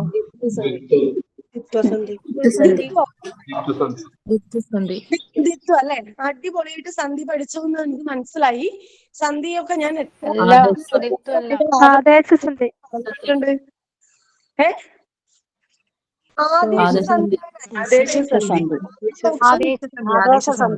ആദേശമാണ് കേട്ടോ. ഈ വെണ്ണിലാവിന്റെ ഇന്ന ഇരട്ടിച്ചത് കണ്ടിട്ട് ഓടിപ്പോയി ദിത്തം എന്ന് പറയല്ലേ. നമ്മൾ കറക്റ്റ് ആയിട്ട് നോട്ട് എഴുതി വെച്ച് പഠിച്ച കാര്യങ്ങളാണ്. ഒന്നുകൂടി പൊടിതട്ടി എടുക്കുക. ഉറപ്പായിട്ട് ഒരു ചോദ്യം സന്ധിയുടെ ഭാഗത്ത് നിന്നുണ്ടാവും. സന്ധി എന്താണെന്ന് നമ്മൾ പഠിച്ചിട്ടുണ്ട്. രണ്ട് വർണ്ണങ്ങൾ തമ്മിൽ ചേരുമ്പോ വർണ്ണം മാറും, അതിനനുസരിച്ചുണ്ടാകുന്ന മാറ്റത്തെ സന്ധി എന്ന് പറയുന്നു. അതിന് നമ്മൾ ആഗമദിത്വ, ലോപം, ആദേശം എന്ന് തിരിച്ചിട്ടുണ്ട്. ആഗമം എന്താണ് എന്ന് നമ്മൾ പഠിച്ചിട്ടുണ്ട്.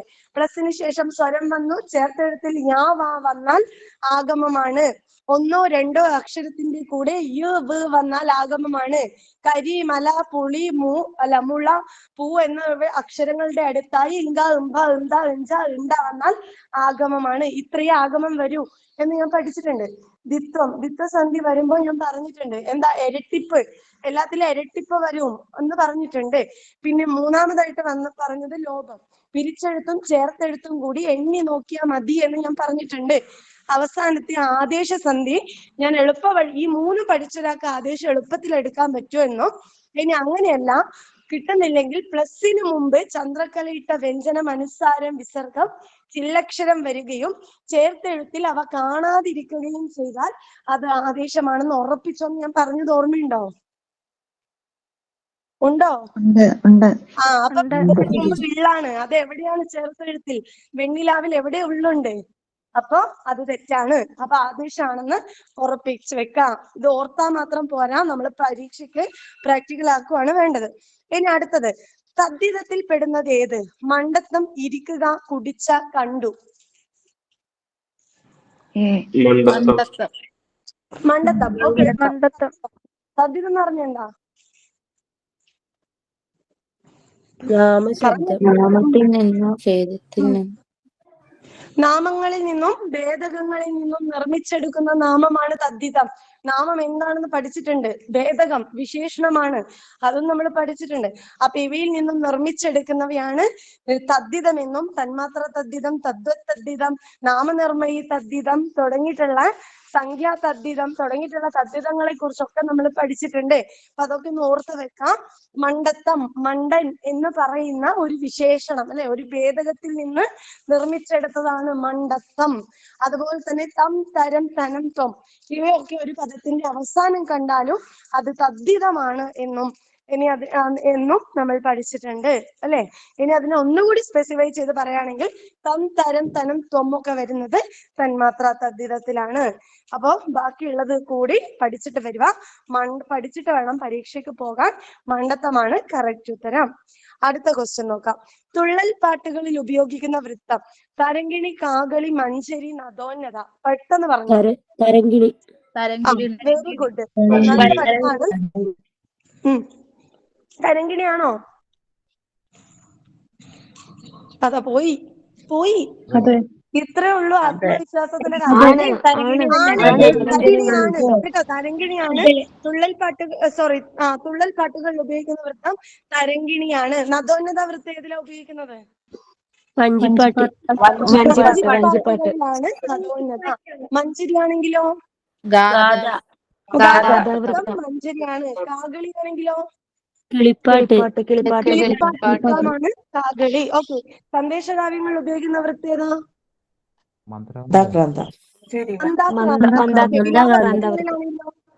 വിയോഗിനി വൃത്തം. ഓക്കെ, അപ്പൊ ഇങ്ങനെയുള്ള വൃത്തങ്ങളെ കുറിച്ച് പഠിച്ചു വെക്കാം. ഇനി അടുത്തത് നോക്കിയേ. ഇത്തറവാടിത്ത ഘോഷണത്തെ പോലെ വൃത്തി കെട്ടിട്ടില്ല മറ്റൊന്നു മൊഴിയിൽ. ആരുടെ വരിയ? NV കൃഷ്ണവാര്യർ, അക്കിത്തം, ഇടശ്ശേരി, വൈലോപ്പിള്ളി. ഇടശ്ശേരിയാണ് കേട്ടോ. ഇടശ്ശേരിയുടെ വരികളാണ് നമ്മൾ എപ്പോഴും കേട്ടിട്ട് പരീക്ഷയ്ക്ക് കാണുന്നത് അല്ലെ. അപ്പൊ ഇത്തറവാടിത്ത ഘോഷണത്തെ പോലെ വൃത്തി കെട്ടിട്ടില്ല മറ്റൊന്നും ഈ ഒഴിയിൽ എന്ന് പറഞ്ഞത് ഇടശ്ശേരിയാണ്. അതുപോലെ ഇടശ്ശേരിയുടെ എപ്പോഴും ആവർത്തിച്ചു വരുന്ന മറ്റൊരു വരി ഏതാണ്? അധികാരം കൊയ്യണം ആദ്യം നാം അതിനു മേലാകട്ടെ പൊന്നാര്യൻ എന്ന് പറഞ്ഞിട്ട് ഒന്നുകൂടി ഉണ്ട്. പിന്നെ വേറൊരു വരിയും കൂടി ഉണ്ടല്ലോ, ഏതാ അറിയോ?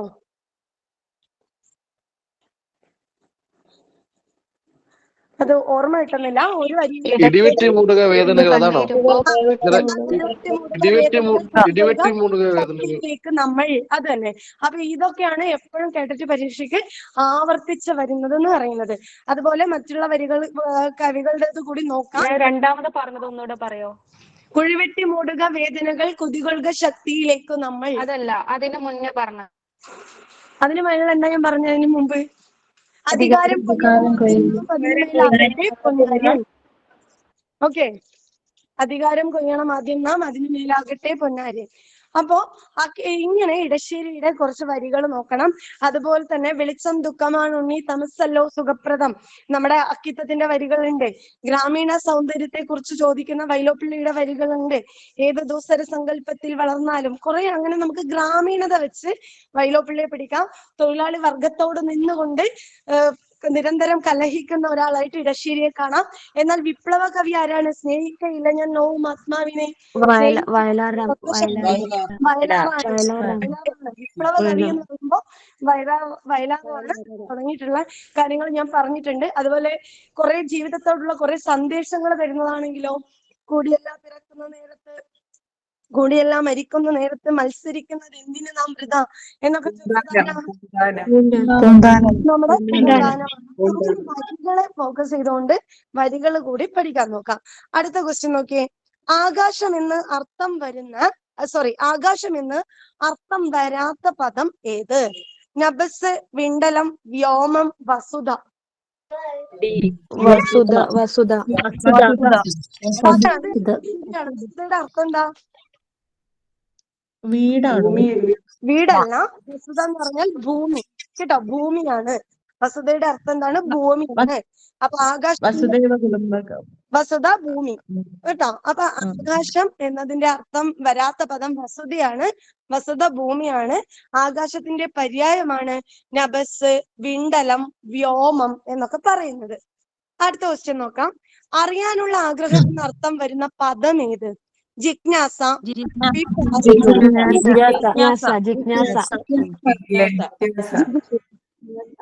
എന്നാണ് വരുന്നത്?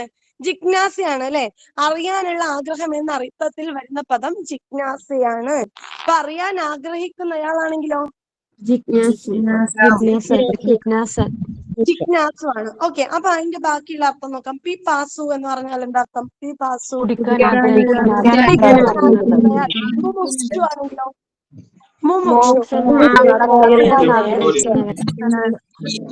മോക്ഷം ആഗ്രഹിക്കുന്നയാൾ മുമുക്ഷു അല്ലെ, മുമുക്ഷു. അപ്പൊ നിങ്ങളിപ്പോ പറയാം ഈ പരീക്ഷ ഈ പഠനത്തിൽ നിന്നൊന്ന് മോക്ഷം കിട്ടിയാൽ മതി, അപ്പൊ നിങ്ങൾ ആരാണ്? മുമുക്ഷു ആണ്. ഇനി നിങ്ങൾ ആവാൻ പോകുന്നത് എന്താണ്? ജിഗിഷു. ആരാ ജിഗിഷു? ജിഗിഷു. ഓക്കെ, അപ്പൊ നിങ്ങൾ ഒറ്റപദം പഠിക്കുന്ന സമയത്ത് നമ്മൾ പഠിക്കേണ്ടത് പൗത്രൻ. ആരാ? ടീച്ചറെ ജിഗിഷു ജിഗിഷു ചെയ്യാനുള്ള ആഗ്രഹം, ജയിക്കാൻ ആഗ്രഹിക്കുന്നയാൾ ജിഗിഷു. ജയിക്കാൻ ഇരിക്കുന്നയാൾ പൗത്രൻ, പുത്രന്റെ പുത്രനാണ്. മകളുടെ ഭർത്താവ്. അപ്പോ ഇങ്ങനെയുള്ള കുറച്ച് ഇത് പഠിക്കാം. അതുപോലെ ഭീമന്റെ പുത്രി ഭൗമിത്രി. ഭൗമിത്രിയോ? ഭൗമി.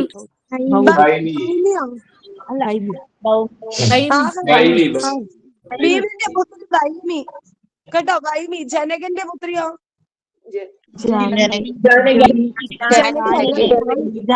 ഇങ്ങനെ. ഓക്കെ, നിങ്ങൾക്ക് ഞാനത് ഒരു നോട്ട് പോലെ പറഞ്ഞു തന്നിട്ടുണ്ടല്ലോ. പഠിക്കണം പഠിക്കണം എന്ന് പറഞ്ഞിട്ട് കുറച്ച് ഇത് പറഞ്ഞിട്ടില്ലേ?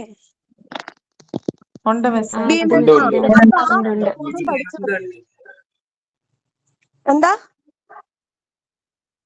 അപ്പൊ ഞാൻ നിങ്ങൾക്ക് അതൊക്കെ പറഞ്ഞു തന്നിട്ടുണ്ട്. അപ്പൊ ആ ഒരു ഭാഗം നിങ്ങൾ പ്രധാനമായിട്ട് ഒറ്റ പദത്തിൽ പഠിക്കേണ്ടത് ഒന്ന് ഈ ഇതുപോലത്തെ പുത്രന്റെ പുത്രൻ, ജാമാതാവ്, ഇങ്ങനത്തെ കുറച്ച് വാക്കുകൾ.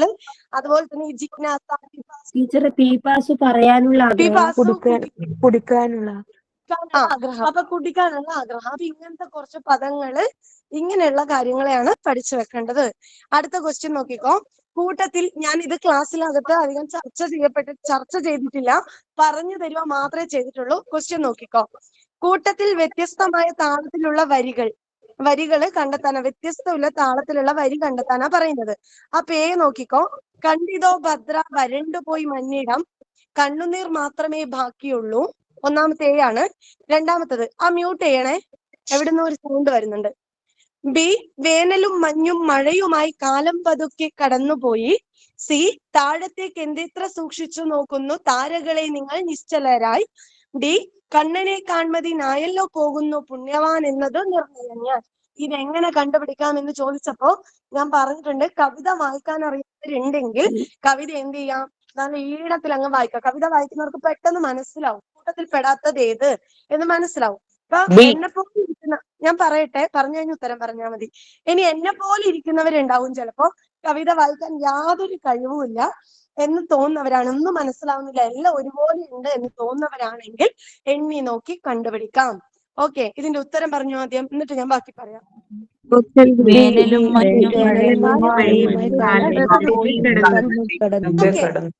എന്തുകൊണ്ടാണ് ബി ആയത്? ഈണത്തെ ചൊല്ലി നോക്കിയോ? ഞാൻ ഈണത്തിൽ ചൊല്ലി നോക്കി, ബാക്കിയുള്ള ഈണത്തിൽ ചൊല്ലി നോക്കി. ഇനി ഈണം അറിയാത്തവരുണ്ടെങ്കിൽ നിങ്ങൾ എന്ത് ചെയ്താൽ മതി?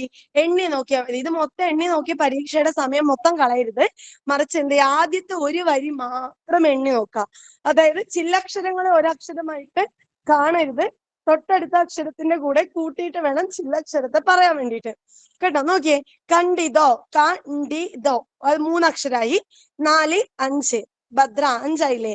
6, 7, 8, 9, 10, 11, 12. 12 വരികള് ആദ്യത്തെ വരികളിൽ എല്ലാത്തിലും 12, 13 എണ്ണവും ഒരു വരി മാത്രം എണ്ണി നോക്കിയാൽ മതി. ഇത് കഴിഞ്ഞിട്ട് എല്ലാത്തിലും ഒരേപോലെ 12, 13 വരികൾ ഉണ്ടാവുകയും ഒന്നില് മാത്രം കുറവുണ്ടെങ്കിൽ അതായിരിക്കും താളവ്യത്യാസം. ബാക്കി നമുക്ക് തന്നിരിക്കുന്ന എല്ലാ വരിയിലും 13 ഉണ്ടാവും, ഒന്നില് മാത്രം 12 ഉള്ളൂ എങ്കിൽ അത് കുറവാണ് കേട്ടോ. അപ്പൊ ഒന്ന് കുറവായിരിക്കാം അല്ലെങ്കിൽ ഒന്ന് കൂടുതലായിരിക്കാം. അത് നമ്മള് 12 കുറവാണ് വേണ്ടത്. അങ്ങനെ 12 എന്നുള്ള കണക്കൊന്നുമില്ല, അത് ഞാൻ വെറുതെ പറഞ്ഞത്. അതായത് എല്ലാ വരികളും ഒരേ എണ്ണായിരിക്കും. ഇപ്പൊ 10 ആണെങ്കിൽ എല്ലാം 10 ഒന്ന് കുറവോ ഒന്ന് കൂടുതലോ ആയിരിക്കും. അപ്പൊ അത് നമ്മുടെ കൂട്ടത്തിൽ നിന്ന് വ്യത്യാസപ്പെട്ടത്. അങ്ങനെ ഓക്കെ. ഏറ്റവും കുറവുള്ളതായിരിക്കും അല്ലേ താള വ്യത്യാസം? താള വ്യത്യാസം മറ്റ് 3 എണ്ണം ഒരേപോലെ ആയിരിക്കും. 13, 13, 13 ആവാം, 14, 14 ആവാം, അല്ലെങ്കിൽ 12, 12 ആവാം. ഒന്ന് മാത്രം കൂടുതലോ കുറവോ ഉണ്ടാവും. ഇതിനെ നിങ്ങൾ കണ്ടുപിടിച്ചാൽ മതി. ഇത് കഴിഞ്ഞിട്ട് ഈ ചോദ്യം ഒന്ന് എണ്ണി നോക്കിയാൽ ചിലപ്പോൾ നിങ്ങൾക്ക് ഇനി ഇതിന് ഉത്തരം കിട്ടും. ഇനി അടുത്തത് എണ്ണി നോക്കി സമയം കളയരുത്. അവസാനം ഫസ്റ്റത്തെ വരി മാത്രമേ എണ്ണാവൂ. ചില്ലക്ഷരത്തെയും അനുസാരത്തെയും വിസർഗത്തെയും ഒക്കെ തൊട്ട് മുമ്പുള്ള അക്ഷരത്തോട് കൂട്ടിച്ചേർത്ത് വേണം എണ്ണാൻ വേണ്ടിയിട്ട്. നെക്സ്റ്റ് ക്വസ്റ്റ്യൻ നോക്കിയേ. നോം ചോംസ്കിയുടെ ഭാഷാർജന സിദ്ധാന്തങ്ങളോട് യോജിക്കാത്തത് ഏത്? ബോധനശാസ്ത്രവുമായി ബന്ധപ്പെട്ട ചോദ്യമാണ്. ജന്മസിദ്ധമായ ഒരു ഭാഷാ ഘടകം എല്ലാവരിലും ഉണ്ട്. കേൾക്കുക, പറയുക, വായിക്കുക, എഴുതുക എന്നീ ക്രമത്തിലാണ് ഭാഷ പഠിപ്പിക്കേണ്ടത്. ഭാഷാർജനം ബോധപൂർവമായ ഒരു പ്രക്രിയ ആകണമെന്നില്ല. സ്വന്തം ഭാഷാ സമൂഹത്തിൽ നിന്ന് ലഭിക്കുന്നു, അനുഭവങ്ങളിൽ നിന്ന് സ്വന്തം ഭാഷ ഊരിതിരിഞ്ഞെടുക്കുന്നു. ഇതിനകത്ത് ഏതാണ് നോം ചോംസ്കിയുടെ ഭാഷാർജന സിദ്ധാന്തങ്ങളോട് യോജിക്കാത്തത്? പെട്ടെന്ന് പറഞ്ഞു. സ്വന്തം ഭാഷാ സമൂഹത്തിൽ നിന്ന് ലഭിക്കുന്ന അനുഭവങ്ങളിൽ സ്വന്തം ഭാഷ സമൂഹത്തിൽ നിന്ന് ലഭിക്കുന്ന അനുഭവങ്ങളിൽ നിന്ന്. ബി പറയുന്നു, ഡി പറയുന്നു. ആദ്യം തന്നെ നോം ചോംസ്കിയെ കുറിച്ച് അറിയാം. നോം ചോംസ്കി പറഞ്ഞിട്ടുള്ള ലാംഗ്വേജ് അക്വിസിഷൻ ഡിവൈസ് എന്താ? മലയാളം LAD നിങ്ങൾ പഠിക്കുന്നത് ലാംഗ്വേജ് അക്വിസിഷൻ ഭാഷാ വ്യാകരണ സിദ്ധാന്തം. അതായത് എന്താണ് ഭാഷ, എന്താണ് നോം ചോംസ്കി പറയുന്നത്? ജനിക്കുമ്പോൾ തന്നെ കുട്ടികൾ ഭാഷ ജന്മസിദ്ധമായ ഭാഷയാർജിക്കാനുള്ള കഴിവുണ്ട്. ജനിക്കുമ്പോൾ തന്നെ കുട്ടിക്കകത്ത് ഭാഷയുണ്ട്. കുട്ടി അത് ജനിച്ചതിന് ശേഷം അവൻ ചുറ്റുപാടുമൊക്കെയായി ബന്ധപ്പെട്ടുകൊണ്ട് അതിനെ എന്ത് ചെയ്യുന്നു? പുരോഗമിപ്പിക്കുന്നു, അതിനെ വളർന്നു വരുന്നു ആ ഭാഷ എന്ന രീതിയിലാണ് നോം ചോംസ്കി ആശയം പറഞ്ഞു വെച്ചിട്ടുള്ളത്. അപ്പൊ സ്വന്തം ഭാഷ സമൂഹത്തിൽ നിന്ന് ലഭിക്കുന്ന അനുഭവങ്ങളിൽ നിന്നും സ്വന്തം ഭാഷ ഉരുത്തിരിച്ചെടുക്കുന്നു എന്ന് പറയുന്നതിൽ എന്ത് തെറ്റാ ഉള്ളത്? കുട്ടിക്ക് ജനിക്കുമ്പോ തന്നെ ഭാഷ സ്വീകരിക്കാനും ഭാഷ പ്രയോഗിക്കാനുള്ള കഴിവുണ്ട് എന്നാണ് നോം ചോംസ്കി പറഞ്ഞത്. ഓക്കെ, ജനിക്കുമ്പോൾ തന്നെ ആ കഴിവുള്ളത് കൊണ്ടാണ് പിന്നെ കുട്ടി നന്നായിട്ട് സംസാരിക്കുന്നത്. ചുറ്റുപാടും മറ്റുള്ള ആളുകളുടെയും സമൂഹത്തിന്റെ ഒക്കെ പ്രേരണയോടുകൂടി അത് വികസിപ്പിച്ചെടുക്കുന്നു എന്നത് ചോംസ്കിയുടെ ആശയത്തിനകത്ത് പെടുന്നതാണ് കേട്ടോ. അപ്പൊ ജന്മസിദ്ധമായ ഒരു ഭാഷാ ഘടകം എല്ലാവരിലും ഉണ്ട്. സർവഭാഷാ വ്യാകരണം, അതാണ് ലാംഗ്വേജ് അക്വിസിഷൻ ഡിവൈസ്. അപ്പൊ ജനിക്കുമ്പോൾ തന്നെ എല്ലാവരിലും ഭാഷയുണ്ട് എന്ന് പറയുന്നുണ്ട്. അതുപോലെ ഭാഷാർജനം ബോധപൂർവമായിട്ട് ഉണ്ടാവുന്നത് ഒരു പ്രക്രിയ ആകണമെന്നില്ല. ഭാഷ ബോധപൂർവം അല്ല, അതും കറക്റ്റ് ആണ് അല്ലെ? അപൂർവപൂർവമാണ്. അല്ലാണ്ട് അത് നിർബന്ധമായിട്ട് നമ്മൾ കുത്തിയിരുന്ന് പഠിച്ച് ഭാഷ പ്രയോഗിക്കാനുള്ള കഴിവ് നേടുന്നതല്ല. സ്വന്തം ഭാഷ സമൂഹത്തിൽ നിന്നൊക്കെ അത് എന്ത് ചെയ്യുന്നു? പുരോഗമിക്കുന്നു. അതും ശരിയാണ്. അല്ലാതെ ഇവിടെ ഉത്തരം വരുന്നത് ഓപ്ഷൻ ബി ആണ്. കേൾക്കുക, പറയുക, വായിക്കുക, എഴുതുക എന്നീ ക്രമത്തിലല്ല ഭാഷ പഠിക്കേണ്ടത്. ഭാഷ ബോധപൂർവമായി നടക്കുന്നതല്ല, അപൂർവമായി നടക്കുന്നതാണ്. ജനിക്കുമ്പോൾ ഭാഷയുണ്ട്, ചുറ്റുപാടിന്റെ സ്വാധീനത്തിൽ അവ ഒന്നുകൂടി ശക്തിപ്പെടുന്നുവെന്ന് മാത്രം. ക്ലിയർ ആയോ? അപ്പൊ ശ്രദ്ധിക്കണം കേട്ടോ. അടുത്ത പെട്ടെന്ന് തീർക്കാം. ഇനി ഒരു ക്വസ്റ്റ്യനും കൂടെ ഉള്ളൂ. 2 ക്വസ്റ്റ്യൻ നോക്കിക്കോ. ശാരീരിക ചലനപരവുമായ ബുദ്ധിയുടെ വികാസവുമായി ബന്ധപ്പെട്ട് നൽകാവുന്ന ഭാഷാ പ്രവർത്തനം ഏത്? പെട്ടെന്ന് പറയാം. മൗനവായന, നാടകീകരണം, മൈമിങ്, റോൾ പ്ലേ. കൊല്ലും കേട്ടോ. ഒന്ന് ആ ക്വസ്റ്റ്യൻ ഒന്ന് ശ്രദ്ധിച്ച് വായിച്ച്. നിങ്ങൾ എന്താ ഈ പറയുന്നത്?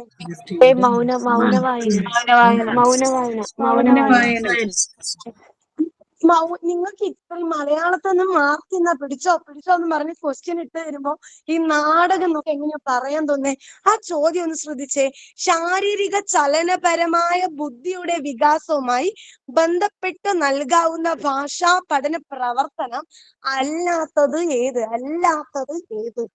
അത് ചോദ്യം ഒന്ന് വായിച്ചാ പോരെ? മൗനവായന, നാടകീകരണമൊക്കെ നമ്മുടെ നാടകമൊക്കെ നമ്മുടെ ചലനമൊക്കെ ആയിട്ട് ബോഡി ആയിട്ടൊക്കെ ബന്ധപ്പെട്ട് കിടക്കുന്നതല്ലേ. അതുപോലെ മൈമിങ്ങും അങ്ങനെ തന്നെ, റോൾ പ്ലേയും അത് തന്നെ. മൗന വായനയിൽ യാതൊന്നും ഇടപെടുന്നില്ല. അപ്പോ ശാരീരിക ചലനപരമായ ബുദ്ധിയുടെ വികാസവുമായി ബന്ധപ്പെട്ട് നൽകാവുന്ന ഭാഷാ പ്രവർത്തനം അല്ലാത്തത് മൗന വായനയാണ്. ഹൊവാർഡ് ഗാർഡ്നറെ കുറിച്ച് ഓർക്കുക, 7 തരത്തിലുള്ള ബുദ്ധിശക്തി ഉണ്ട്. പിന്നീട് അത് 8 ആയി അല്ലെ. ഇത്രയും ബുദ്ധിശക്തികൾ ഉണ്ട് എന്ന് പറഞ്ഞ് അവതരിപ്പിച്ച അദ്ദേഹത്തിന്റെ ഒരു തിയറിയുമായി ബന്ധപ്പെട്ട് നിൽക്കുന്ന ചോദ്യമാണ്. ഇത് ബുദ്ധിമുട്ടുള്ള ചോദ്യമായിരുന്നോ ഇപ്പൊ നിങ്ങൾ തെറ്റിച്ചത്? അല്ല മിസ്സേ, തെറ്റിയില്ലേ? മാത്രം സന്ധി സമാസം ദ്യോതകമൊക്കെ നിങ്ങൾ തെറ്റിച്ചാൽ ഓക്കെ, കാരണം പ്രത്യയങ്ങൾ മാറിപ്പോയി എന്ന് പറയാം. പക്ഷെ ബോധനോദ്ദേശങ്ങളുടെ ഭാഗത്തുനിന്ന് ക്വസ്റ്റ്യൻ തെറ്റിച്ച് കളഞ്ഞിട്ട് മാർക്ക് കളയരുത്. ചോദ്യം 2 തവണയെങ്കിലും വായിക്കാൻ വേണ്ടി പ്രത്യേകം ശ്രദ്ധിക്കാം. അടുത്ത ക്വസ്റ്റ്യൻ നോക്കാം. ആ, ഇ, എ എന്നീ അക്ഷരങ്ങൾ ചേർത്ത് പൊതുവായി പറയുന്നത് സ്വരങ്ങൾ, താലവ്യങ്ങൾ, ചുട്ടെഴുത്ത്, ലിംഗപ്രത്യയങ്ങൾ. ചുട്ടെഴുത്തുകളാണ്. എന്താണ് ചുട്ടെഴുത്ത്? എന്താണ് ചുട്ടെഴുത്ത്? ചൂണ്ടിപ്പറയാൻ ഉപയോഗിക്കുന്നത് ചുട്ടെഴുത്ത് ദീർഘമായ ചുട്ടെഴുത്തല്ല. ആ, ഇ, എ, അത്, ഇത്, അതുപോലെ തന്നെ എവിടെ. അതായത് എ എന്നത് ചോദ്യരൂപത്തിലുള്ളവയും ആ, ഈ, അത്, ഇത് എന്ന് ചൂണ്ടിക്കാണിക്കാൻ വേണ്ടി ഉപയോഗിക്കുന്നതും. ഇവയാണ് ചൂണ്ടിപ്പറയാനുള്ള എഴുത്ത്, ചുട്ടെഴുത്ത്.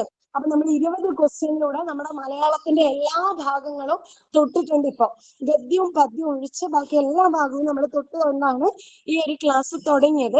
ഗദ്യവും പദ്യത്തിന്റെ കാര്യം പറയാൻ വേണ്ടിയിട്ട് എനിക്ക് നിങ്ങൾക്കത് കാണിച്ചു തരണം എന്നുണ്ടായിട്ടുണ്ട്. അപ്പൊ എന്തായാലും ഞാൻ എന്ത് ചെയ്യാം, ഇന്ന് ഒരു PDF ഞാൻ സാറിന്റെ കയ്യിൽ കൊടുക്കുന്നുണ്ട്. ഗദ്യത്തിൽ നിന്നും പദ്യത്തിൽ നിന്നും വരുന്ന ചോദ്യവും ഗദ്യവും പദ്യവും അടങ്ങിയ ഒരു PDF ഞാൻ സാറിന്റെ കയ്യിൽ കൊടുക്കും. അതിന്റെ ആൻസർ ഇന്ന് നിങ്ങൾ ചെയ്യണം. അത് കഴിഞ്ഞിട്ട് ഞാൻ 2 വോയിസും കൂടി നിങ്ങൾക്ക് ഇട്ടുതരാം. ഗദ്യവും പദ്യവും, ഗദ്യം കറക്റ്റ് വായിക്കാം.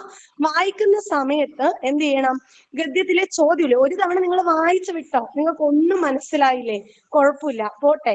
എന്നിട്ട് നിങ്ങൾ ഒന്ന് മ്യൂട്ട് ചെയ്യണം. എന്നിട്ട് എന്ത് ചെയ്യാം, നിങ്ങൾ ഗദ്യത്തിലെ നമ്മുടെ ചോദ്യം എവിടെയാണോ നിൽക്കുന്നത് ആ ചോദ്യത്തിലെ വരികള് നമ്മുടെ പാരഗ്രാഫിൽ കൊണ്ടുപോയി ഒന്ന് അണ്ടർലൈൻ ചെയ്ത് വെക്കുക. ഒന്ന് നമ്മുടെ ചോദ്യത്തിലെ വരി അണ്ടർലൈൻ ചെയ്ത് വെക്കുക. അതിന്റെ തൊട്ടടുത്ത് തന്നെ ഉത്തരം ഉണ്ടാവും, അത് ഉറപ്പാണ്. അങ്ങനെയാണ് നമ്മുടെ ഇതുവരെയുള്ള ഗദ്യഭാഗത്തു നിന്നുള്ള ചോദ്യങ്ങളൊക്കെ വന്നിട്ടുള്ളത്. ഇപ്പൊ പുറത്തു നിന്നുള്ള ഒരു ചോദ്യവും ഇല്ല. വായിക്കുമ്പോൾ അമിത ആവേശം കാണിക്കാതെ നമ്മുടെ പാരഗ്രാഫിലെ ക്വസ്റ്റ്യൻ എന്ത് ചെയ്യാം, അതുപോലെ അവിടെ അണ്ടർലൈൻ ചെയ്ത് എഴുതാൻ വേണ്ടി പ്രത്യേകം ശ്രദ്ധിക്കണം. രണ്ടാമത്തെ കാര്യം, കവിതയുടെ ഭാഗം. കവിതയുടെ ഞാൻ പറഞ്ഞിട്ടുണ്ട്, കവിത എന്ന് പറയുന്നത് എഴുതി കഴിഞ്ഞാൽ അതിനകത്ത് എഴുത്തുകാരനില്ല. നമ്മുടെ യുക്തി, നമ്മുടെ ബുദ്ധി, നമ്മുടെ ക്രിയേറ്റിവിറ്റിയാണ് അതിനകത്ത് പിന്നെ വരുന്നത്. അതുകൊണ്ട് തന്നെ കോമൺ ആയിട്ടുള്ള ചോദ്യം മാത്രമേ ചോദിക്കൂ. ആരോട് പറഞ്ഞു, എന്തിനെ സൂചിപ്പിക്കുന്നു, അത് എന്തുകൊണ്ടാണ് തിരിച്ചു വരാത്തത്, ഇതൊക്കെ കവിതയിൽ തന്നെയുള്ള ഉത്തരാണ്. അപ്പൊ വലിയ കടുകെട്ടിയൊന്നുമല്ല. ഇന്ന് ഞാൻ നിങ്ങൾക്ക് 2 വർക്ക് തരുന്നുണ്ട്. ക്ലാസ് ഒക്കെ കഴിഞ്ഞ് രാത്രി അത് എന്ത് ചെയ്യാം, ഒന്ന് ചെയ്യാൻ വേണ്ടി എപ്പം ഒരു ഫ്രീ ടൈം കിട്ടുമല്ലോ, അപ്പൊ അതൊന്ന് ചെയ്ത് നോക്കണം കേട്ടോ.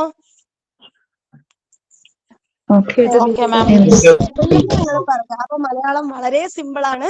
ഇപ്പൊ നിങ്ങൾക്ക് മനസ്സിലായി നമുക്ക് എവിടെയാണ് തെറ്റ് പറ്റുന്നത്, നമുക്ക് എന്തുകൊണ്ടാണ് മിസ്റ്റേക്ക് സംഭവിക്കുന്നത് എന്നുള്ള ഒരു ധാരണ നിങ്ങൾക്ക് കിട്ടിയില്ലേ?